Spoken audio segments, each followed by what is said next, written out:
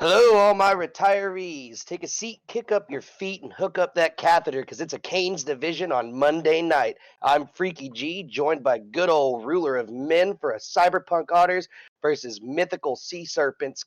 Canes game tonight. Ruler, how are you doing, bud? We're doing just fine, doing just fine. Always excited to see a Mystic Sea Serpent set, of course, you know. Seen some interesting techs come out from them, but if it works, it works. Interesting for sure, but the ban phase seems to be quite the standard so far. Baki, Vomit, Osiris, Cuckoo, and Bologna, and that's just what we're seeing right now. Finished off with that Athena. And what do you think with those first six bands off the table on the table there?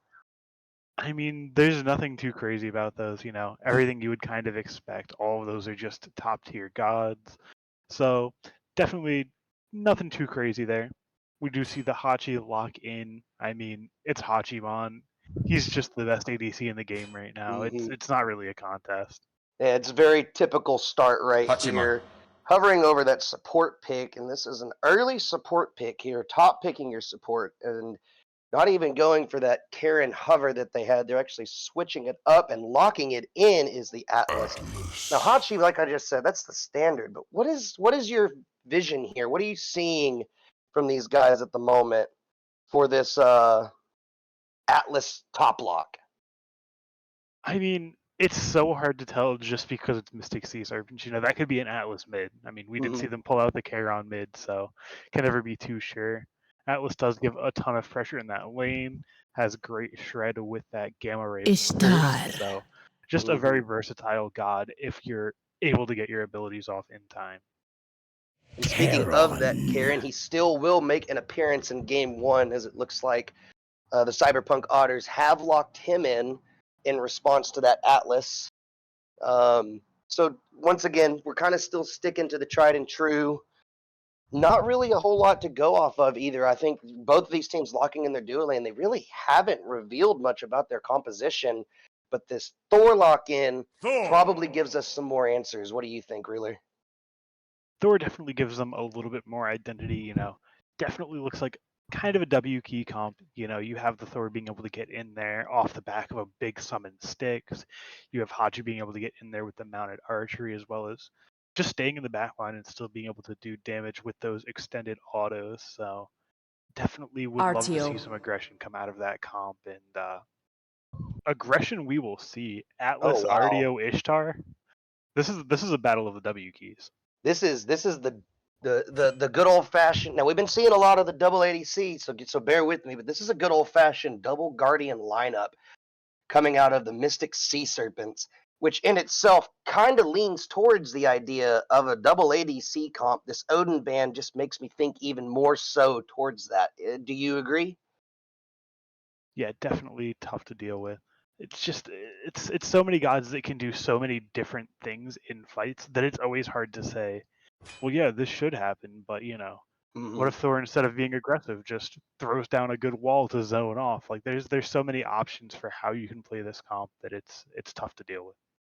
And then right there after that Ares or not Ares Odin band, it's an Ares band that follows it up. Now we actually haven't really been seeing a lot of him being banned, but being picked, yes, he's made quite a few appearances. Why do you think they're banning Ares with the double Guardian? Do you think that they're legitimately buying into the potential Atlas mid pickup? I wouldn't be very surprised if we saw an Atlas mid, to be honest. Mm-hmm. But I mean, Ares is just so strong. You can put him in solo. You can put him in support. He's great at pulling beads. He just does a ton of damage in that mid to early game. So just a lot of things that you can have happen to you with that Ares pick that you do not want to deal with. Somewhat surprising, and it's almost crazy to me that it isn't recognized by. Well, never mind. I'll just backtrack what I was going to say with the bands coming out from Mystic Sea Serpents. I was under the impression that this was going to be a Ganesh. double ADC comp, but that Ganesh all confirms that this is going to be an Atlas mid. Or what are the odds it's an Atlas jungle? I guess we've seen crazier things around here, but I'm I leaning would on the say mid. low. That feels like an Atlas mid to me. Oh yeah. I mean, they like their weird things, and I think the weird things work really well. You know, you pick a god that you're comfortable on, and you just say, "Nope, it's fine. You don't know how to deal with this. You have no clue what you're in for. I know exactly how to deal with the meta god you're playing. I love Mhm. the off meta shenanigans." Yeah, and I mean, it's a lock-in that would do Benny Q proud, taking quite a bit of time to really think about their last two lock-ins here. We've got to hover on the Emoja. I don't know about you, but does this seem like a good answer to the composition that that Mystic Sea Serpents have drafted thus far? I mean, they are certainly weak to those walls. The only person that's going to be able to naturally get out at this point is the Ganesha with his dash being Mhm. able to go through player made walls. Other than that, though, I mean, it does trap the other three members. So it certainly puts you in a pretty good spot, especially, you know, if that's Atlas mid, not going to be building too much defense, you can kind of blow them up in the middle of those. So as we're waiting on this, well, ask and you shall receive, and it's a final lock Hercules for Hercules. Cyberpunk Yemoja. Otters here. So a very sturdy front line. And Yeah, with Karen that mid. also confirms that it's a Karen mid. So it's a double Guardian matchup in the mid lane. Exciting or boring? I I think it's interesting, but I don't think it's going to be as exciting as just seeing an Atlas run some poor mage down, you know? Going to be kind of on equal footing with those base stats. I think Charon has a little bit of a better matchup in there as well, being able to just silence out the large channel on Atlas's grab. So I think that, you know, Charon might be a little bit of a better pick there than the Atlas. It's going to be a very interesting matchup in the mid lane, and it looks like we're in the season of Guardians for sure. What do you want to see in this last law or this last pick here, the jungle pick? They need something with a large amount of burst. Definitely hoping for a physical there. There's a lot of good options. I mean, you already have a ton of CC. Lancelot wasn't at the top of my head, Right. but that's Yeah. not important. It's about what you're comfortable on, Lancelot. what you're going to be able to make an Ha! impact on, It's not. and I It's don't mind it. Yeah, sorry about that. It's definitely not what we were thinking, and I'm right there with you. Lancelot Jungle was not in my mind, but one thing that they have going for them with that lock-in, and as far as I can see, is they have really good area denial, really good space control with this composition. So, with that being said, which of these compositions are you leaning towards getting the W in game one? Honestly, I really think it just comes down to the execution of these junglers. I mean, I think other than that, it's pretty equal. I think Lance might be a little bit easier to make plays with, so I'm going to have to lean just very slightly towards the Sea Serpents. I think I'm going to have to agree with you there, but we'll find out who comes out on top of this matchup after we come back from this break.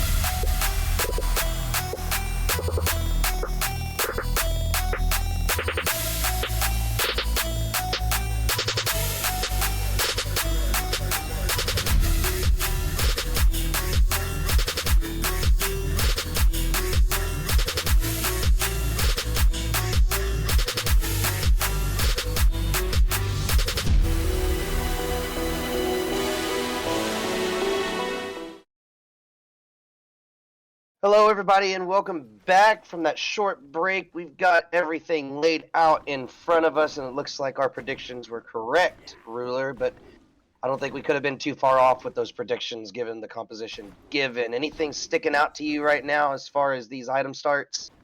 The only thing I'm really seeing is the Sands of Time on the RDO. Definitely not a bad pickup, but the axe is just so strong. Sundering Axe late game is just insane, so it's tough to pass up.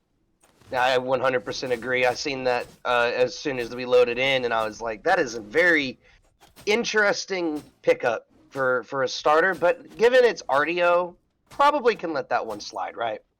It's already, you're just healing up anyway, ain't no big deal. Got it in the kit instead of on the item. A little bit of the juke shoes there on display. So what lane are we thinking we need to watch here? Where's the action going to be? Because I don't think it's solo lane, and I honestly don't think it's mid lane either. Yeah, definitely leaning towards this is duo lane. Already see Lancelot posturing up to attempt a gank here, and Hachi might have a pretty good escape, but it's not foolproof. Bead's already forced. Umoja taking quite a bit of damage. Good stun going to get a little bit of peel there. Horrific also used. Good root from the Ishtar dash. Will it be enough? No, it will not. It's a very close one. That was quite the entrance there, and with an early beads gone, that's huge. Yeah, early beads forced, early horrific forced in defense. Definitely a good position for the Mystic Sea Serpents in that duo lane. RDO already taking quite a bit of poke. Bomba not too keen on letting that one go, but in the mid lane, just as much poke being traded out. Not quite as action-packed as that first duo lane engagement, but still lots of garnering for position is what I'll call it. They're really looking for a way in right now, and very early. Yeah, definitely looking to start cracking this team off rip. Going to steal away that shield camp and honestly just to be in a decent position. Umoja obviously doesn't worry too much about that poke. Can be healing it up pretty shortly, so not going to worry about that too much.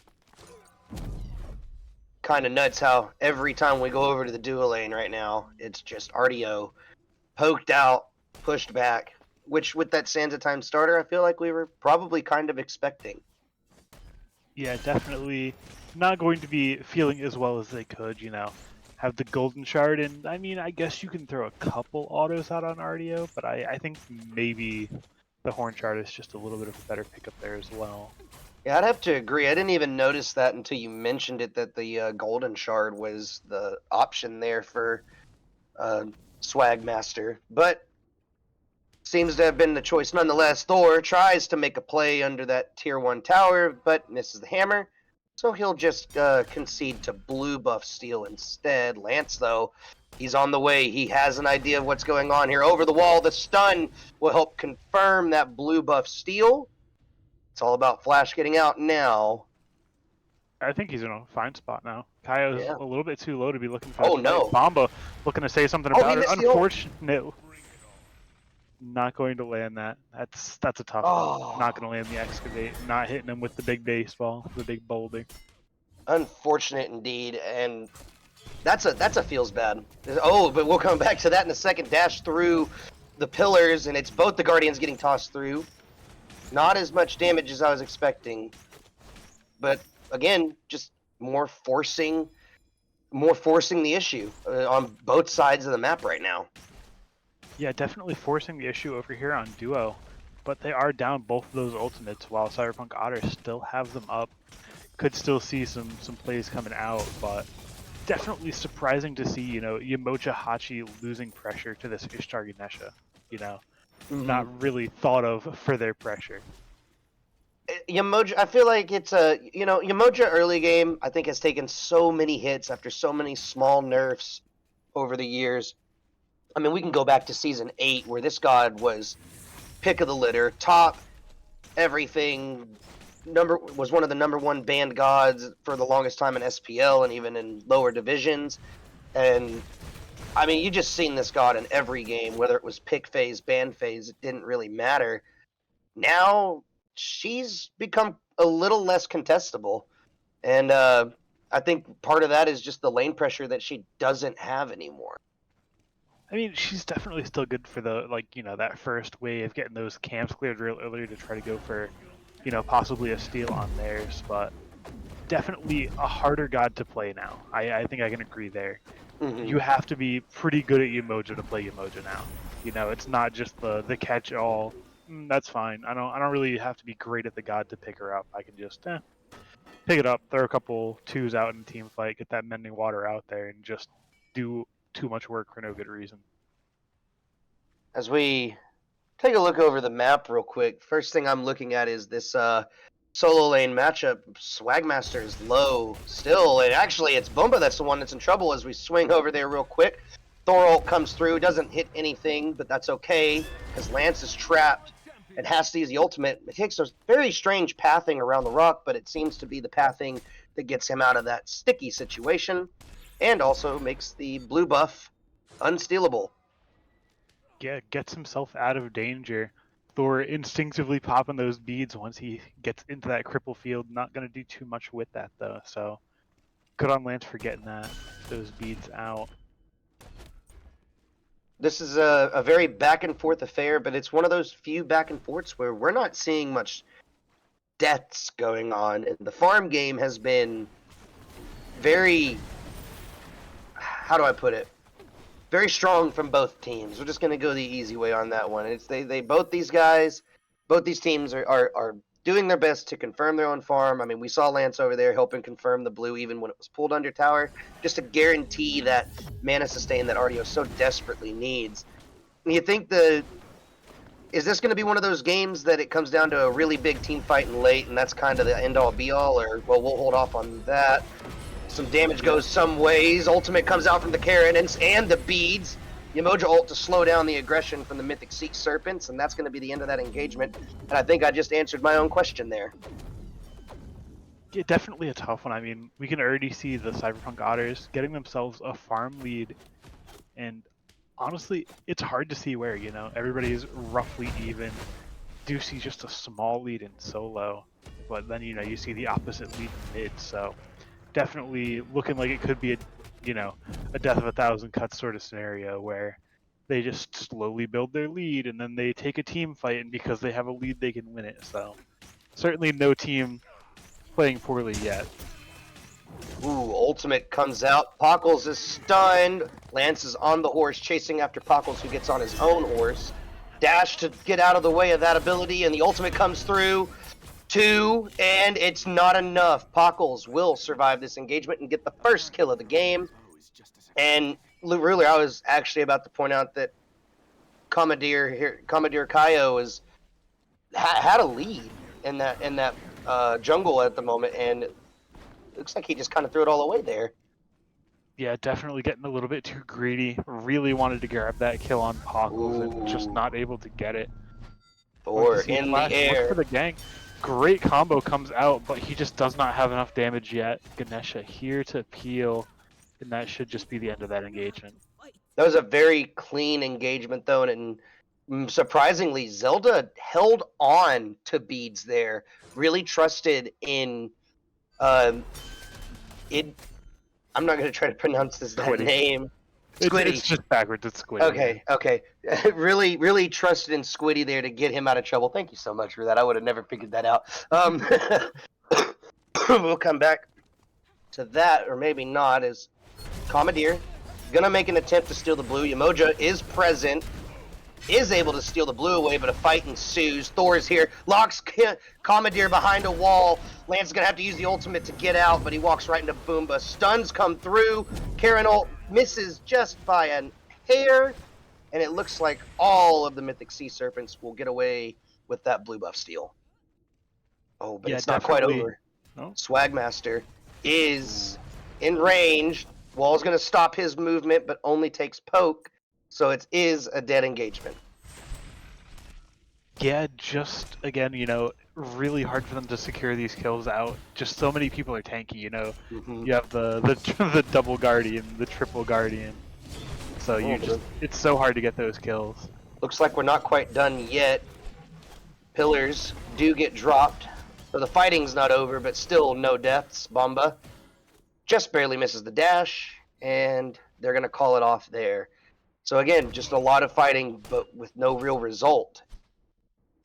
Yeah, not getting too much done, and that's just because these gods are just tanky. I mean, Hercules, ridiculously tanky. Ardio, again, when are you killing an Ardio? When, like, her entire team's dead? Yeah. Especially Atlas, with that. maybe you catch his dash, but... Yeah.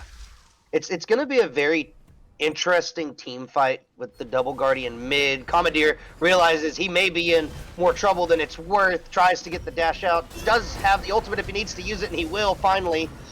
Thor goes up into the air though. Karanol's going to knock the shield down, and Thor lands right on top of Commandeer, and Dashiwei will find the last hit for the kill. Now Hershey going to try and keep everyone occupied. The Emoji ult will come out to stop it. Meanwhile, over in the solo lane, Swagmaster finds himself the first solo kill of the game. Yes, chases solo it lane, over. solo kill. Picks that one up.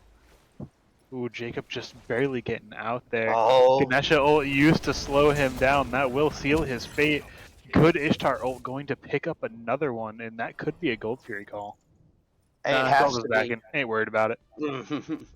I feel like it could have been a good call, but there's 4 ultimates down, and I'm pretty sure Commandeer only just came back off a respawn, so probably wise to let that one go. I did say it should be, but realizing now, looking at timers, that was the right decision. But now we're actually starting to see some kills come out, some things, some real attempts being swung around. These Guardians got their tier 2 their second item up to a tier 2 now, and we're not really seeing any kind of focus on anything in particular. As a matter of fact, the blue buff that got stolen away last time in a 3-man rotation is now going to be uncontested completely, probably due to that fight going as long as it did and left. But are you seeing a clear strategy here from either of these teams, or does it look like they're kind of just picking at what they can find? Honestly, right now, it just looks like they're going for whatever they can get their hands on, you know. I'm going to find somebody, I'm going to run at them, I'm going to beat them up, it'll work. What I'd love to see is some more focus on the backline. You know, not going to be able to kill that mid laner too much, but the jungler and the ADC, they're killable. I think that you just have to start those fights out just hunting for those squishier targets. Dharmic Pillars comes out as well as a Thor wall. He is really low, but he's going to dive right in. Commandeer going to find some damage on Pockles, but he'll turn that around real quick. Ultimates from Hershey is going to confirm a kill onto Jacob Frosty Cones. And the Flash will find Zelda. It's still not over though. Dashiwei fighting under his own tower, trying to get a kill onto the Ganesh. Not going to find it, but Flash may be able to clean this one up just barely. And he's just out of range of the Karen 1. So he will survive this, but it looks like Beacon will go the way of CyberPunk Otters. Yeah, it looks like it may just go the way of CyberPunk Otters. Hershey looking for a little bit more. Bede's forced out on a good tectonic rift, and he's just going to say, all right, you guys got it. You guys got it. It's okay. All right, you guys can have the Beacon. And again, CyberPunk Otters, you know, the fights don't look incredibly one-sided, but they continue to push their farm lead up to, you know, 1700 at this point. It's a very solid gold lead for the CyberPunk Otters, and what started out as a very back-and-forth affair as well. So it looks like the XP and gold control, the farm control, really in favor of CyberPunk Otters, even with the kills earlier on swinging so wildly. I think really the only difference we're going to see a major one in is in solo lane. Yeah, definitely. You know, we did see the solo kill earlier. But I mean, realistically, this game is still even. Oh yeah, 1600 gold at 14 minutes. That's a gold period. That's not a big deal. that tier 1 tower and left will finally crumble.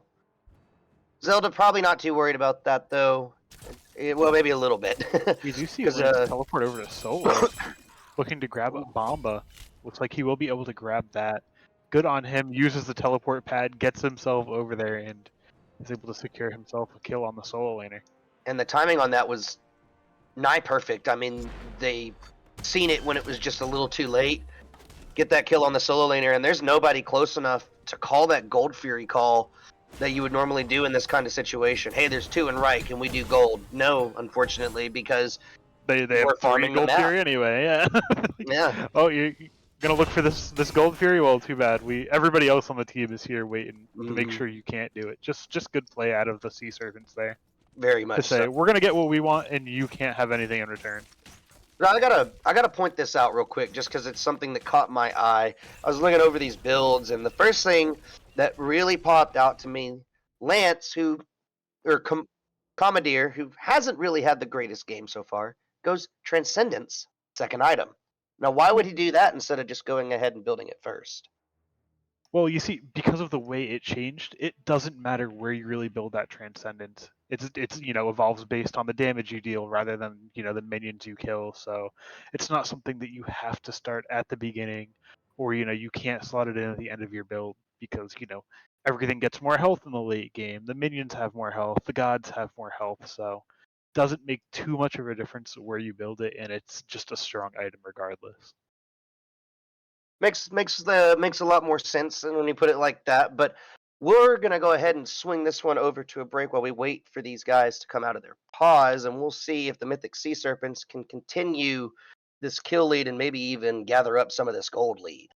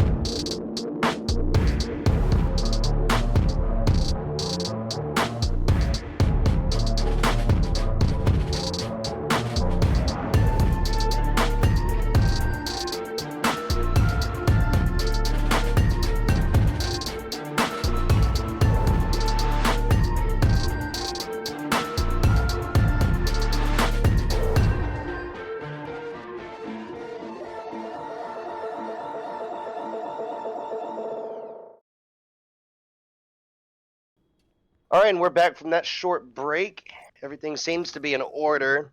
And speaking of order, it's the order side support making her way over to the duo side.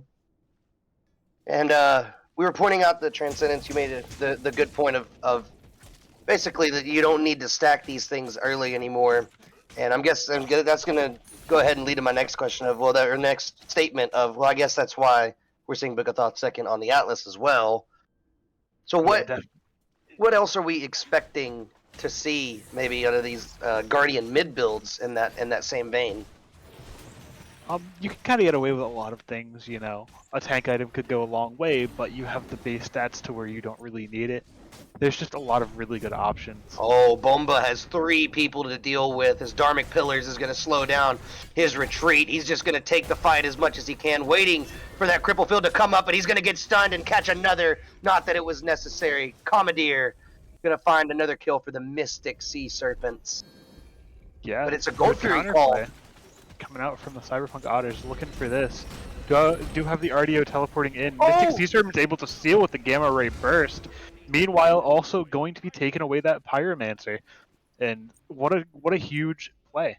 All of a sudden they go from, down that 1500, 1800 to now they're up gold. They're about 500 up. Just great play across the map. So before the break, I said, how is Mystic Sea Serpents going to crawl this lead back, I should say, because that's kind of what it would seem like. And instead, they just went full sprint. It was a 100-yard dash. I was not expecting it. I don't know about you. That kind of surprised me. The Gold Fury steal definitely wasn't planned, but it was great from them. So I guess my question here is, do you think Mystic Sea Serpents have the late game to transition this new lead that they've gathered? Yeah, I definitely think that they're fine in the late game. I mean, I think Hercules might get just a hair more value late game in a vacuum. Mm-hmm. But, with the tools they have to deal with this Hercules, I don't think he's really going to be a factor in the late game. Looking at the team comp more and more, you see, Ardio has the cripple field, Lance has the cripple field, Ganesha has the silence. If they don't want this Hercules to play the game, he does not get to. That's just how it is. They have so many tools to just say, nuh-uh. No, forgive me if I'm wrong. I don't think about these kinds of CC interactions very often, but does the dirty bubble actually help against cripples, or is it one of those soft CC effects that doesn't get affected by the dirty bubble? We were talking about that yesterday on cast, and cripples do not. They're considered a soft CC, even though they hurt your feelings. Yeah, Hurt your feelings, but unfortunately don't hurt the bubble. What an interesting way to put it. Soft CC. It's such a. I would consider that such a bleak term because it doesn't feel very soft when you are relying on your movement abilities to get you in or out of situations. Yeah, exactly. And I mean, like half of Hercules' kit is hitting that driving strike. Oh, but so, I mean, without having that, doesn't have the ability to escape. Doesn't have the hard CC that he normally has. Had the dash up that time, Cripple Field was on cooldown, but it doesn't really matter. Another 3-man rotation just to make this Hercules suffer a little longer. And you were talking about how this Hercules has more value late game, and it seems Mystic Sea Serpents feel the same, and that's why they're just not going to let him get there, don't you think? I think it's more, in general. Hercules is going to have more value in the late game compared to an RDO, but just Mystic Sea Serpents have a good draft to be able to counter out that Hercules, They just have all the tools required to just make his life miserable, and they are, ganking him on cooldown because they have those tools. They have the double cripple into the silence. Very true. It would seem that we're encountering another small issue, so we're going to go ahead and swing it back over to another break real quick, and we'll have you guys right back into the action as soon as we're on pause.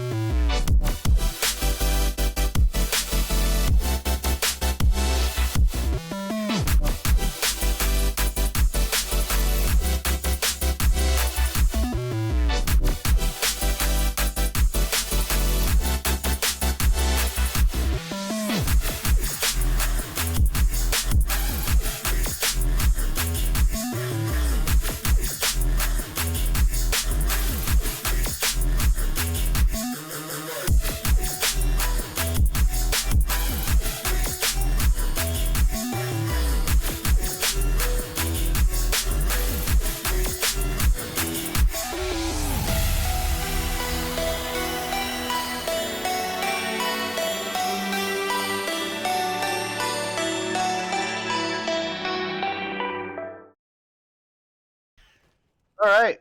Welcome back once again. Looks like we got everything cleared out. And I'm going to take this moment of silence real quick. We were talking about this off camera, and you made a really good point. I think it's something we really need to talk about. But the amount of pressure that Mystic Sea Serpents has drafted in their comp with this, as we put it, soft CC, actually has way more pressure than we initially noticed. Would you like to go into a bit more detail about that? Yeah, definitely. I mean, we were talking about it in Mystic Sea Serpents. If they're able to single out a target, it's near impossible for them to get away with, the double cripple fields of the RDO and the Lancelot. Hold that thought. Thor launching in, Hershey in a bit of a tough spot. Oh, knocked away, but the Karenholt's going to bring him right back. He's low. Swagmaster will find Flash. Dashy will find one. Pockles will find Swagmaster. There's 3-4 kills all over the place. They're trying to find one more on the Commandeer. The knockup's going to bring him back, and Dashyway will find the last hit for a massive team fight win that goes hugely in the way of CyberPunk Otters. Doesn't matter how much of that soft CC we talked about. If you're just going to pick them all off in one little corridor. Zelda making his way to the Fire Giant. It's at 50%. He's going to try and get up there. Looks like he's gone unnoticed. Bomba finally realizing, gets the pings out. He's no longer hidden. He's going to be a little distracted. Hercules misses the dash. It's the walk forward. The auto attacks, and CyberPunk Otters will still be able to confirm. Now Zelda has to make his way out. Uses the ultimate, but just a little shy. And Pockles will get the kill on the last member of the Mystic Sea Serpents. But yeah, back to what we were talking about. Mystic Sea Serpents are great at picking out one target. That's what their comp excels at. They have a lot of soft CC mixed with a little bit of hard CC with the Ganesha to just absolutely lock somebody down, get them to that 100-0 style. But if CyberPunk Otters are playing as a team, if they're playing as 5, they can't get that isolation that they want. And, that Summon Sticks just absolutely sent a message. We will rip through a team fight, and it is not going to be fun. Yep, absolutely, as we just saw there. And now it's Fire Giant around the waists of the CyberPunk Otters. Oni Fury somewhat being toyed with, but it looks like it's going to finally be pulled. Raven Ward comes out, Dharmic Pillars goes out, and so do the River's Rebuke, but it's still CyberPunk Otters walking away with the Oni Fury to themselves. Going to get them a little bit more lane pressure. Now with the Fire Giant, they have a lot of options. Having exhausted the neutral resources, what lane do you think we see them focus down? I mean, definitely, standard practice is you just kind of walk up that left lane. Honestly, I wouldn't mind them going for that right. Just group up on that right lane, push down, that tier 1, tier 2, walk it across and just try to knock down all 3 of those towers.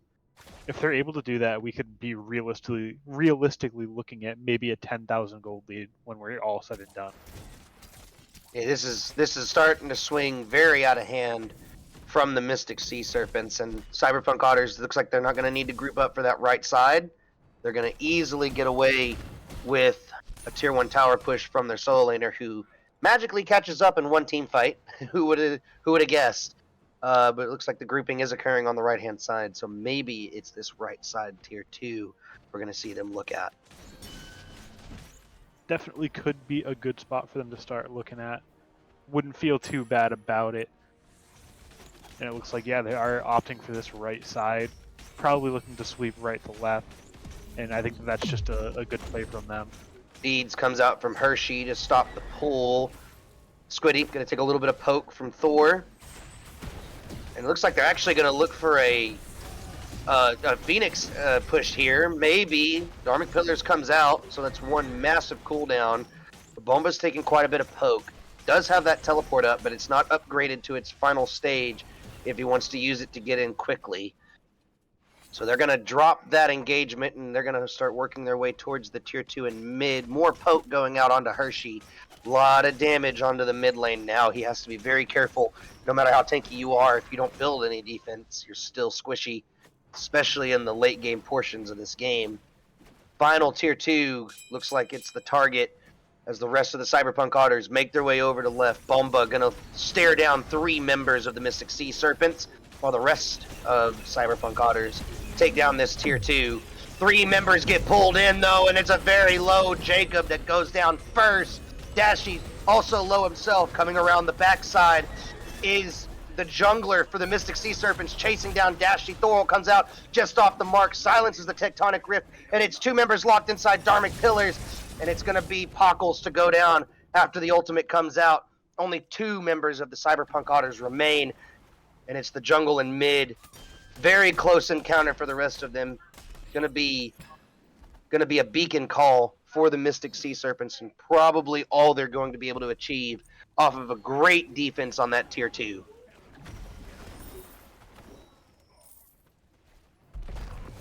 Yeah, good defense coming out there, able to keep that tier 2 up, and they pick 3. CyberPunk Otters get just a little too hasty, you know. Unfortunately, not going to be able to build as much of a lead as they might have liked to there. Just a little too greedy. It did. I mean, looking at the gold swing, it went from being a 7, almost 8,000 gold lead. We see the graphs right here, all the way down to just under a 3K gold difference. So much more manageable now for the Mystic Sea Serpents, and these engagements have been crazy. I'm really enjoying the part where we're finding these small victories to just really ramp these massive team fights for both these teams. It just starts out with so little and turns into so much. Yeah, and I think that's kind of the nature of, you know, this heavy Guardian playstyle, where on both of them you're just looking at, we're just going to full commit to a fight, going to get a big one going out, and that's it. It's akin to the idea of derailing a train. It only takes the smallest of pebbles to completely ruin a train's pathing on a rail, and that's what I'm kind of getting the vibe of here with both these compositions. RDO in the back, as well as Hershey. Ultimate's going to come out. Fire Giant's really low. Flash is going to land onto the rest of the team, and I'm not sure who have that. CyberPunk Otters were able to confirm. Pockles is low, trying to do some damage, but he will find a kill. Not until Hershey trades it back out, though, and it's 1-for-1 at the start of this. The ADC for the CyberPunk Otters is dead, as Zelda continues to throw auto attacks for his team, and Frosty Cones will be the third person to fall in this team fight, and it looks like Bomba will be shortly after him. CyberPunk Otters walk away with a Fire Giant, but not in the way they intended. Yeah, certainly not ideal. You get the Fire Giant, you lose 3, you're only able to pick up 1 in return, and gives the Mystic Sea Serpents a little bit of time to regroup and just, you know, get themselves back from that with no real issues. Looks like they were going to try and take that T2, but realized after the fight, not tanky enough, well, not healthy enough, and unfortunately without Fire Giant, not going to get any of that sustain, but they'll take the consolation prize of the Primal Fury in response to these cooldown, or which response to these death timers. You think that's a worthy trade? It's certainly not the trade that you want, but it's the trade that you're forced into taking, you know? Can't say, it is what it is. So naturally, the next team fight is going to swing heavily into CyberPunk Otters' favor, based on the trend of this game, right? It wouldn't be the most unheard of thing, that's for sure. Vision is in favor of the Mystic Sea Serpents, but CyberPunk Otters are here. Only 4 members, though. 3 members only of the Mystic Sea Serpents, though. And as soon as CyberPunk Otters find out, they could do something with this. But Hershey gonna make his way back. Lance all the way on the other side of the map. That teleporter has a charge up time. They should realize his positioning right now, but Dharmic Pillars is gonna lock in Pockles. He's gonna dash out. Silenced. Hershey coming around the back. They're gonna focus down the ADC. Meanwhile, it's RDO that has to use the alternate timeline just to survive this fight. No kills have gone in anyone's favor until I say something, and it's Zelda, the first to go. The ADC for the Mystic Sea Serpents is down. Hershey gets taken out by Pockles. Bomba shows up and picks up Swagmaster, and it's a 3-kill swing back in favor of the CyberPunk Otters, but it's a right side Phoenix for the Mystic Sea Serpents in trade. I don't know how worth that is, though. It's certainly not bad. I mean, Phoenix for a good fight, they could certainly turn it around, and it looks like they are at least going to try to trade it out for the better Phoenix over here on the left side. I mean, 5 versus 2, decently long death timers. I mean, a good fight here could just end the game. So, Ooh, Dharmic Pillars and Grand Joust. They're going to land right onto Pockles. He's going to dash out a tower, start doing damage to Commandeer, who does fall to an auto attack from Pockles. Now Squiddy locked inside of the Phoenix pit. He's going to use the silence for some protections and just to buy himself some time. Locked down under his own mid Phoenix. And I don't know. Squiddy finally falls. Mid Phoenix now down to half, but Hershey's going to find the trade onto Pockles. Quarter health is the Phoenix. They might try to commit just to get it, but they are going to have to make their escape. Flash goes up into the air. Bomba's going to try and run out. Flash not landing on any target in specific. Hershey does have to use the beads, though, just in case. Tectonic Rift to try and save his solo laner, but it doesn't seem to have had the effect that he wanted. And so Bomba will take a spill before it's all said and done, and only the jungler left alive for the CyberPunk Otters. Yeah. Going to have to be careful here. Base already under siege with those fire minions pushing in, but I don't think that's the end of the game. I think that, both team is going to be able to get those respawns off and, just kind of last through. Nobody feeling too good about that, not able to quite get what you want done, but it is what it is at the end of the day. You're not out of the game quite yet. Absolutely, and it's a Phoenix for Phoenix trade. We're still seeing CyberPunk Otters hold on to, in the late game portions, what I'd call a smattering of a lead. Gonna close that one up a little bit with this beacon pickup. Not the greatest spool of gold or XP, but still something to hold on to for sure. And I mean, we're at the point now where gold and XP really doesn't make a difference, right? Yeah, certainly, everybody's starting to get that build online. Couple of people still finishing up their last item or so, but like you're talking about, nothing really else that they're going to be able to gain with their builds. Already maxing out on those slots, getting those last items finished. So gold and XP, not really up there. As we start to see the teams posturing, we're going to have another pause come out. Looks like a little bit more technical difficulties once again. So we're going to go ahead and throw it back to another quick break and have you guys right back into the action once we return.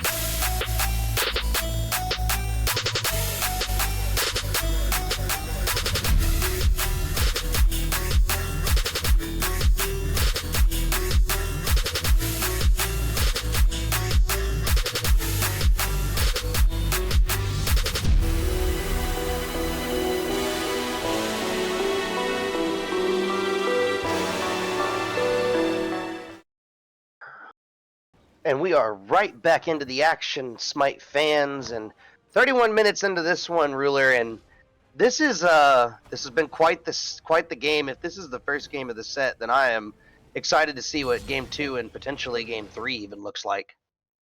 Yeah, definitely a very back and forth game. Do you see those fire minions on right pushing it a little bit more than they might like? Thor looking to go up in the air here, looking for a little bit of something. I don't know if he's going to be able to find it though.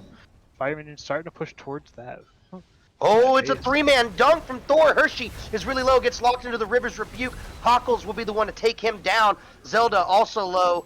He's going to have to use the dash, the ultimate CC immunity, but it doesn't matter because it kills him. Now they're going to turn their attention to Swagmaster, Dharmic Pillars to slow down the engagement, but the burst is too much, and Dashi will find it. Fire minions pushing down the right side of the map, but I don't think CyberPunk Otters are worried about it at all, because they're going to get the Fire Giant, and not just any Fire Giant, enhanced Fire Giant. These Phoenixes are going to burn. Yeah, definitely a great position to be in if you are a Cyberpunk Otters fan. I mean, they both have a 4-on-4 fight, but unfortunately, Cyberpunk Otters pull that trigger faster. The Flash hits an amazing Anvil of Dawn, and it just goes from there. Just great play coming out of them for these team fights. Absolutely, and with an enhanced Fire Giant worn around their waists, they're going to waste no time walking right in. Off the mark is a Thor ult, but not the Tectonic Rift, and it's going to be a Karen ult to push this fight even further. Commandeer down and out for the count. Dharmic Pillars, but it's not going to connect good enough.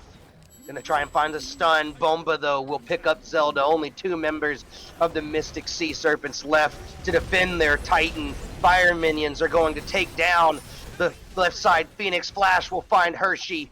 Now they're just gonna try to find Swagmaster, potentially, but instead finally turn their attention over to the Titan. It's down to a quarter health, and game 1 of this set is finally over. 34 minutes, and it's the CyberPunk Otters with a clean team fight and a 3-man ult from Flash on the Thor to win this game. Yeah, definitely just good play out of the Cyberpunk Otters. They realized where the Mystic Sea Serpents were strong and where they were weak. So instead of just, Hercules is up in lane and he's going to get picked, nope, Hercules is with the rest of his team and we're just going to take the fight whenever you want to look for a pick. So just great recognition from them to say, oh yeah, no, we're not going to let you do that anymore. We understand what you're looking for. Exactly, and I mean, that was an exciting game. I am super pumped for this next set.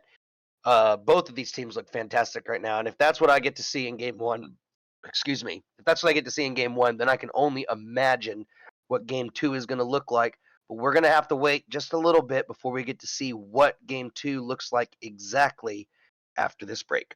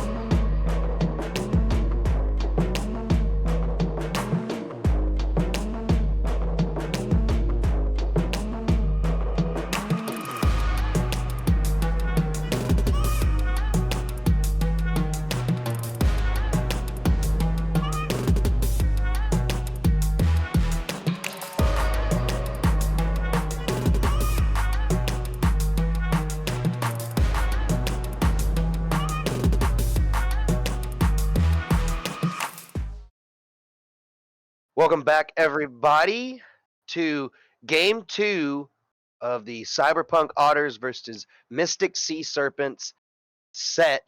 And what a banger of a first game we got to see there, Ruler. Yeah, definitely a barn burner for sure. Just back and forth, constantly getting things done, flipping from one way to another.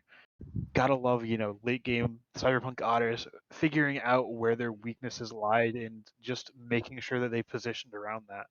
Okay, well, the Mhm. Mystic Sea Serpents, they can lock one person down and just kill them without them being able to do anything. What if we have 5 people there and they just don't get to, They Exactly. definitely made a good move away from that. So, going into this second game and looking at and thinking about, I should say, what we just saw, what does Mystic Sea Serpents have to do, or is there anything that they have to do to swing this into a game 3 potentially? I mean, honestly, they played a strong comp. They maybe just need to put, a couple less eggs in a basket per se, instead of focusing on just being able to lock down one person. Instead, look for a little bit of a stronger team fight. Cyberpunk Otters really excelled in those team fights. They had a really good comp for it. So just have to be a little more careful planning around your team. So far, going through the picks and ban phase, your 6 bans in order from top to bottom are Vaman, Kukulkan, Bologna, Hachiman, Athena, and Baki. So not a lot has changed in the ban column except for one major thing, and that's the Hachiman ban. He was played in that last set by the Cyberpunk Otters. Do you think that this adjustment is exactly what they needed? Um, Definitely could be. Hachiman just always so irritating to play against, especially with those long range autos. Certainly don't mind it. And I love seeing the Charon swap teams. Mhm. We saw Hershey have an amazing performance on this. I believe it was last week. So seeing him go back to that and, having it be something he's comfortable on, I really like that. I should make an adjustment in what I said because I forgot that the team swapped sides, and it's the Cyberpunk Otters that banned the Hachiman. So they're just confirming that the better ADC doesn't go their way. So an even better way of looking at it from that perspective. But it is a very big change in the solo lane for the Cyberpunk Otters as they lock in this Osiris. They're still waiting on that second pick. But what do you think about this Osiris lock in? I mean, Osiris is, probably the best solo available at this point. Mm-hmm. Vommen's already banned, Bologna's already banned, even Bake's banned. Osiris is just the next on that list, and I don't think that's a bad thing to look at. And I guess that's just a matter of personal opinion and maybe just a skill issue, if you will. I'm talking about myself, obviously, but I tend to think that Osiris is the best of the 3, or at least I did. Vaughn certainly has worked his way up in my own ladder. So you think Osiris is kind of like the last overall attack speed warrior you would be looking at? I would definitely put him third on that list. I mean, the thing is, they all fill different roles. Bologna is incredibly strong in lane, and she's really good into hunters that are pretty strong right now. Osiris is a little bit better in team fights. Being able to get those chains out there, those spirit tethers, and being able to kind of control a team fight with his slows, with his anti heal. Mm-hmm. But honestly, it's so hard to pass up on Vamana right now. Just the Yeah. ability to walk into a team fight and just absolutely lay waste. Oh, you auto attacked me? Cool. I get to stay in my ult longer. You attacked me? I get to stay in my ult longer. Just being able to kind of run in and not be stoppable, able to walk through walls, player made walls, that is, not being CC'd. But I mean, again, you still have that counter in the horrific emblem. It really just depends on what you want out of your solo lane. Ooh. Now this I find to be very interesting. I think we were both on the same idea for a minute there that this was going to be a Charon mid, but the Geb Thoth lock in makes me think otherwise. Looks like we're looking at a potential Charon solo because I don't know where else Thoth could go if it's not mid. Yeah, definitely could be a little interesting. I mean, Charon solo is very strong as well. Obviously, going to struggle a little bit into the Osiris early, but I would say he certainly brings more to the table in the late game. So maybe they are looking for that instead of having that, pressure to just pick out one person. They're looking for a team comp that is just an absolute menace in those late game team fights. Yeah, and it was something that we pointed out over the break, how the Karen ult was just dealing so much damage in these team fights. And as you mentioned when we were talking about it, Ghoul, Karen ult just does damage regardless of how much power you built behind it. You're just increasing that power potential. So I think putting him in the Aries. solo lane, if that's their option here, because I mean, I'm also not putting away the idea that this is a Geb solo at all.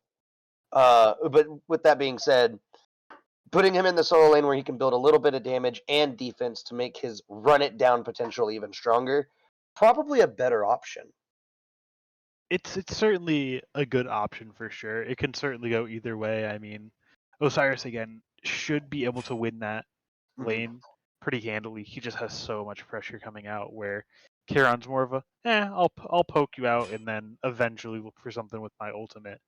It's more setup. It has the not knockback, but a fear. Mm-hmm. So it's a really good team fight tool, but definitely not somebody that you're gonna see necessarily winning lane. As we get through the first phase of picks, we go into our second ban phase, and it's Hunbots, followed by Susan, Ishtar, and finally Thor. In that second round of bans, do you think the Thor ban was necessary, or do you think that it was just hey, he didn't pick jungle, so let's go ahead and get rid of it? I mean, is it necessary? No, but is it wise? I certainly seem to think so. I mean, that Thor ult at the end really secured that game. Before that, it could go either way. All of a sudden, what do you mean? He just hit 3 people and we're losing now? Yeah. Well, it's that's the age old Thor conversation. It takes one massive ult to win a team fight and maybe even win the game. We see it in SPL. We see it in SCC. We see it in other leagues and higher divisions, lower divisions. It just takes one good Thor ult. So I agree. It's not a requirement, but it definitely makes this a whole lot easier. Yeah, definitely.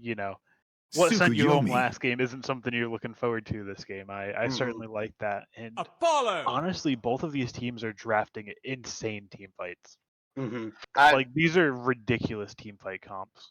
We actually really just kind of glossed over the pick because we were talking more about the ban phase, but Ares Daji combination, the double chain team comp with an X ball on top of it. I'm just curious as to what this mid pick's going to be at this point.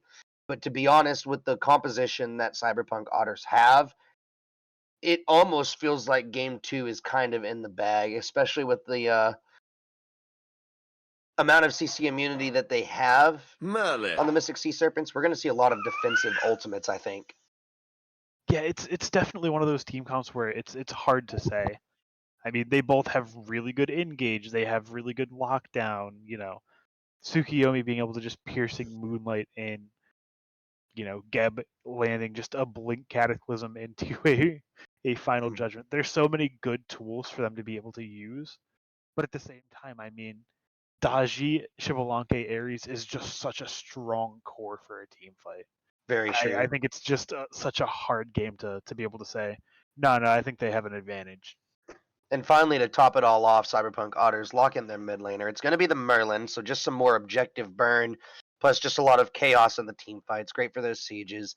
So looking at that, who are you leaning on right now for this for the team comps? I mean, I honestly can't give a good answer. I just think that they're both incredibly strong.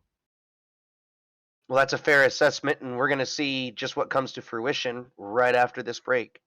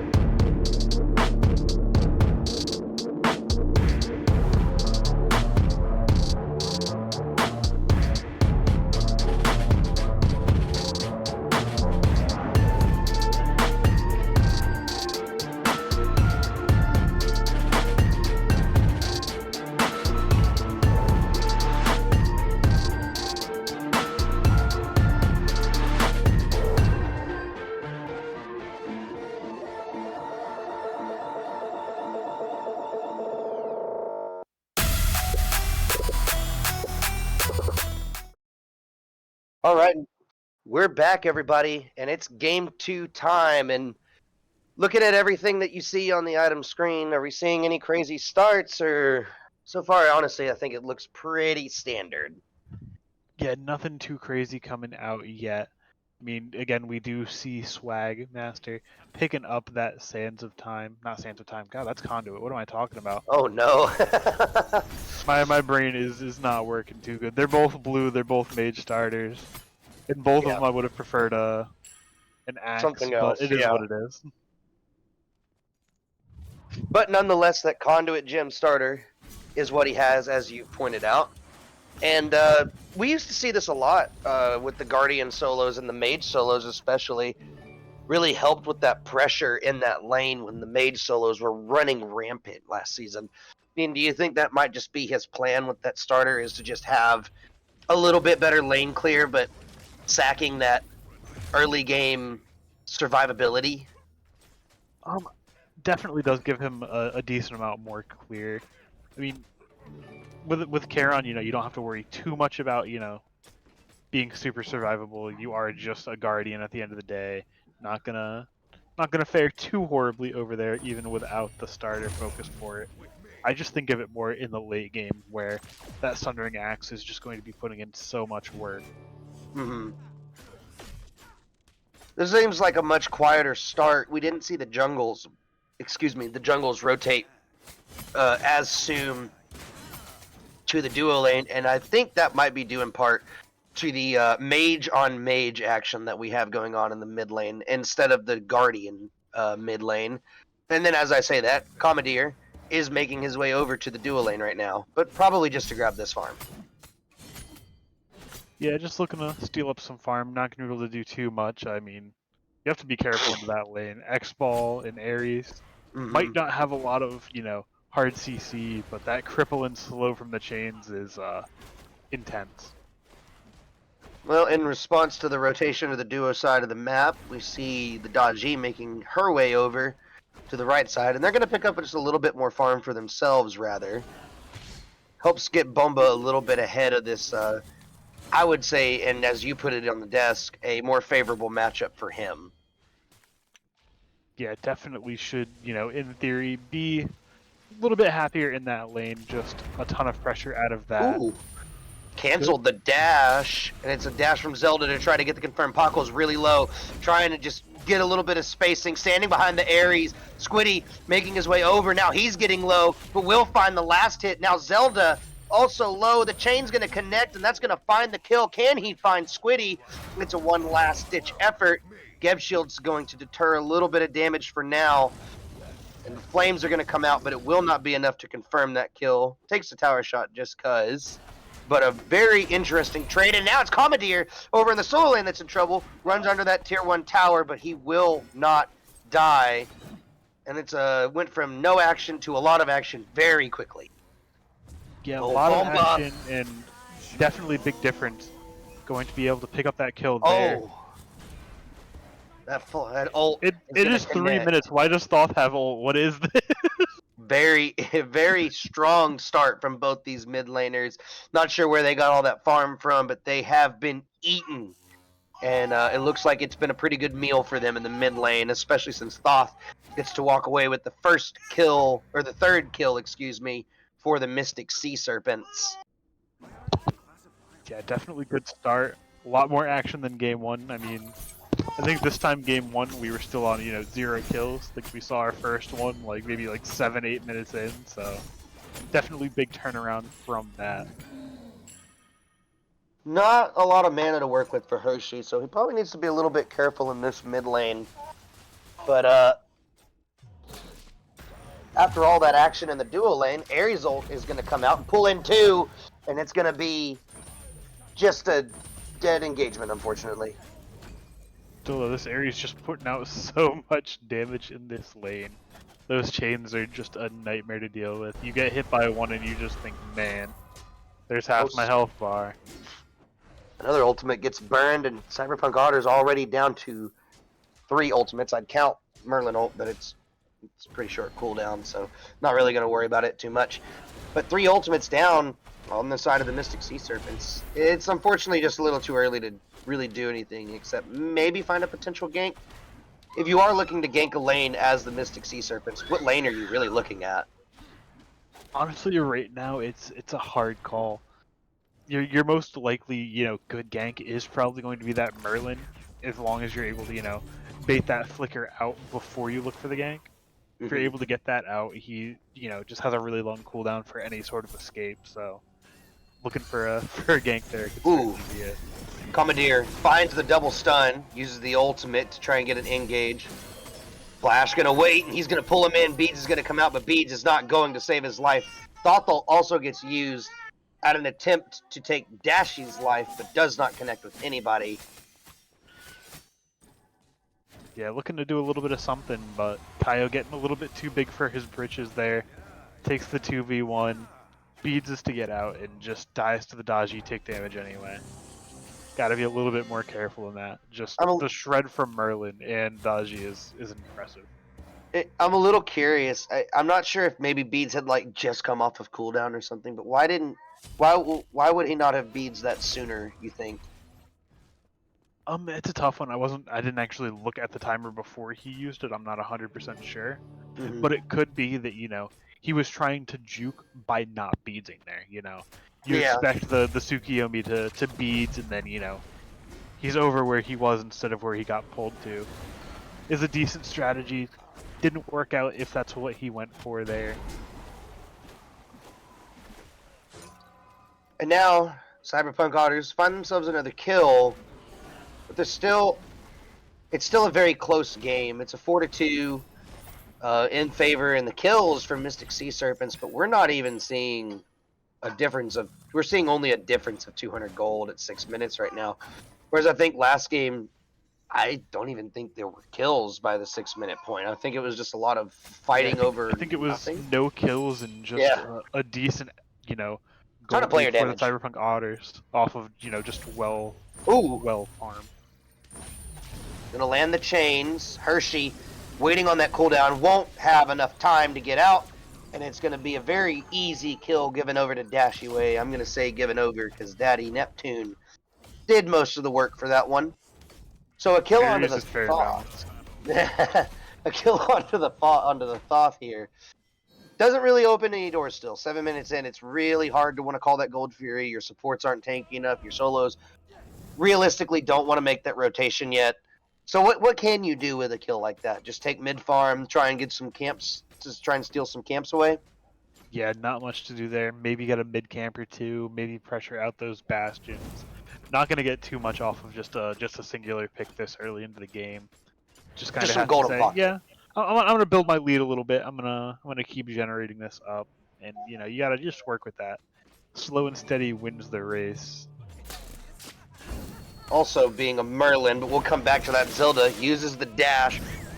Two's going to come out, but just off the mark. Tries to use the ultimate to get away, and Flash will find that kill. But here comes the Tsukiyomi with the ult. Ares is going to ult in response, but it's not going to save Pockle's life. Now Commandeer will be the next to fall. May take a little bit more time. No, the ultimate may have just saved his life, and Flash will be the next to fall. Commandeer finally takes a spill, but not without Daddy Neptune having to make the sacrifice. Now the mid is here. Dashiway throwing out some abilities to zone away the rest of the Mystic Sea Serpents. And that fight just went crazy. Yeah, that was just an incredible, late rotation from Hershey. Just gets in there, hits what had to have been an absolutely max range snipe with that ultimate to grab that kill there and, change that fight from, could be okay to, yeah, that's pretty good. Nice to even fight. And it's really good for Commandeer too. Got caught out in the mid, died alone.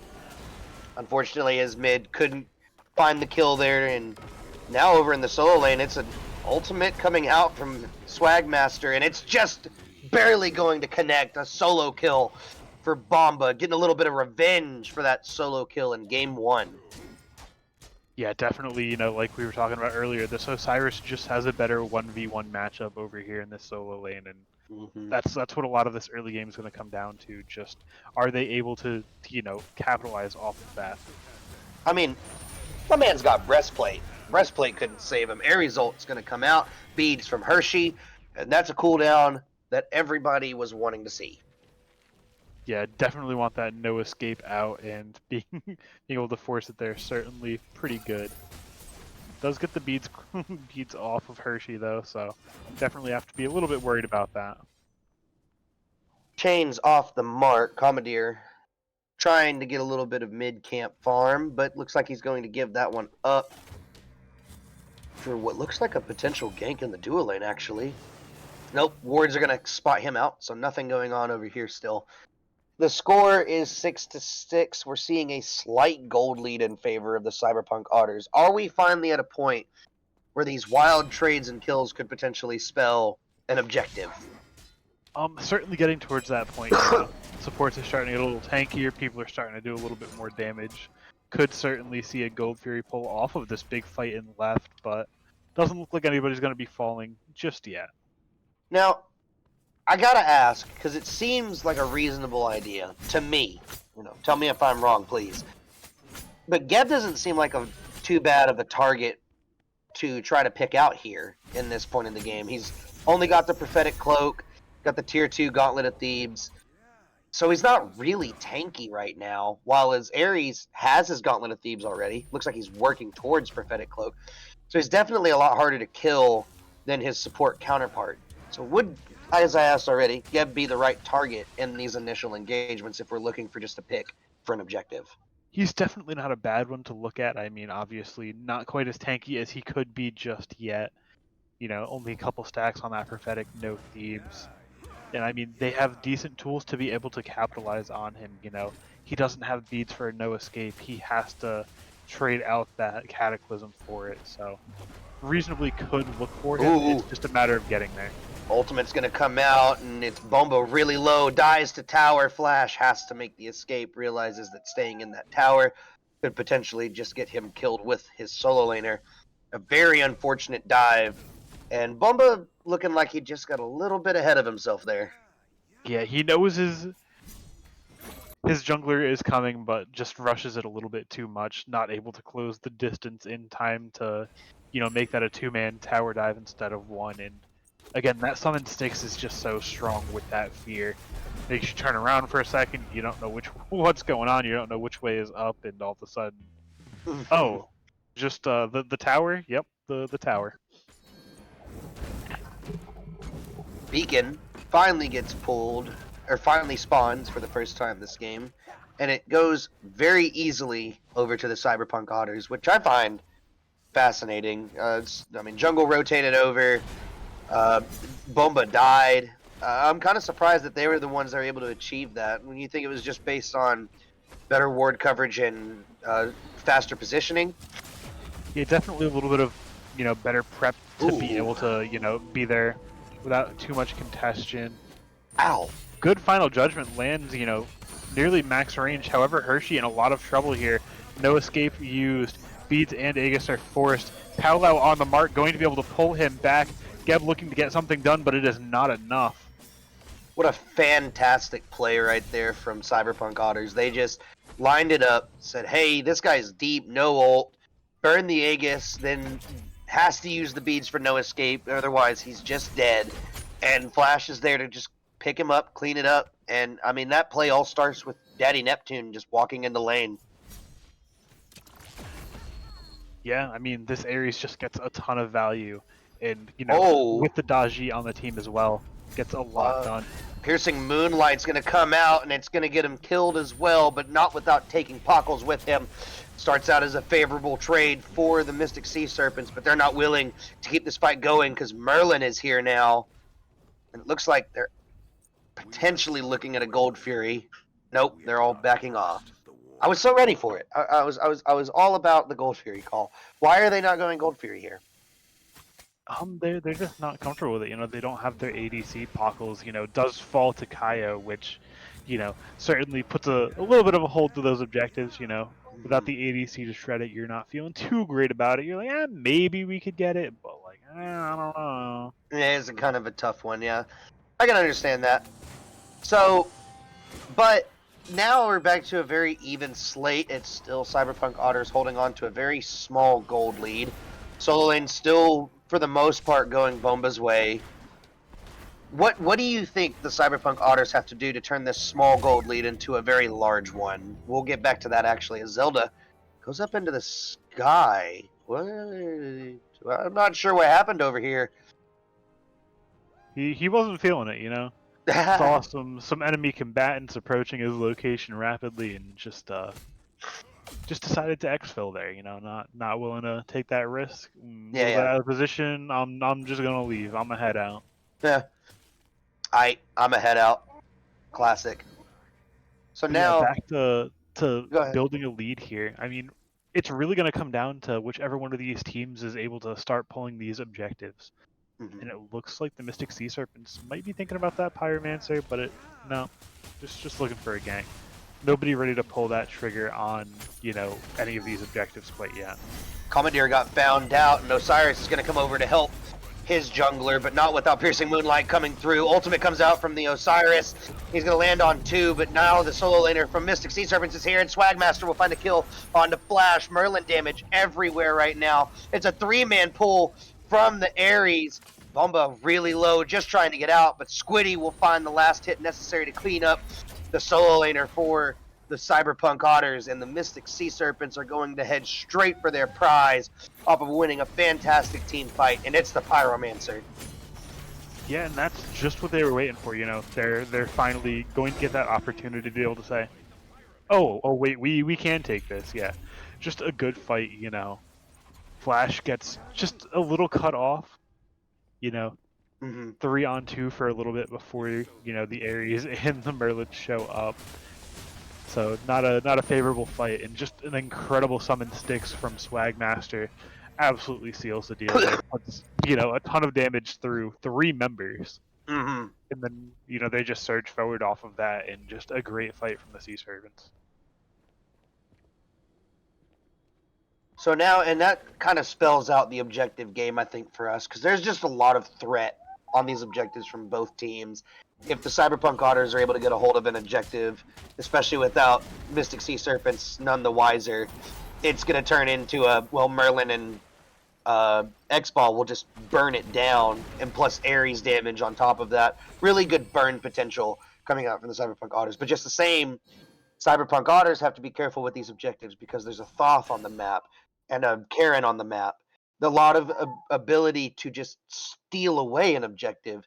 So these are going to be very carefully planned objective fights. And speaking of fights, Zelda finds a kill on Apocalypse with the help of his support in jungle.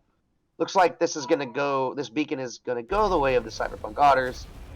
And we're back to a null and void gold difference. Yeah, just both of these teams don't want to make that misstep. You know, both playing very carefully, taking their ganks when they can. Squiddy in a really tough position here. Summon Sticks looking to peel him out.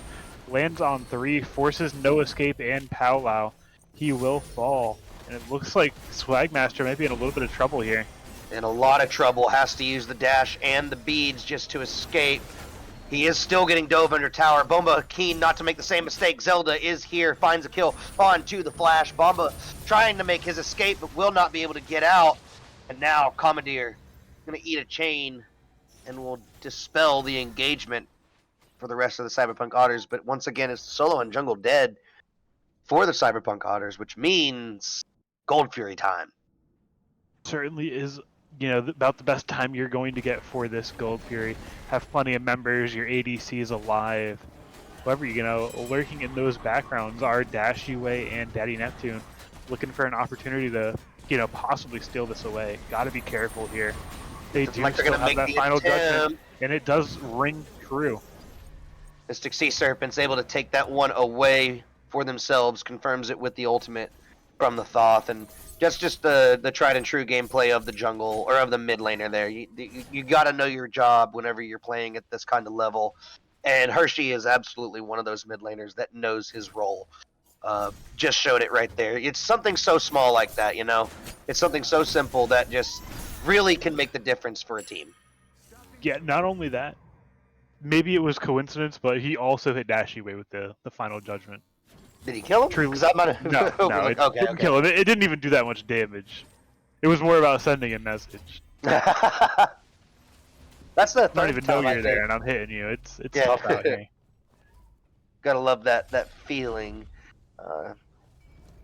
As we take a scan over the map here, both the T1 towers down and left.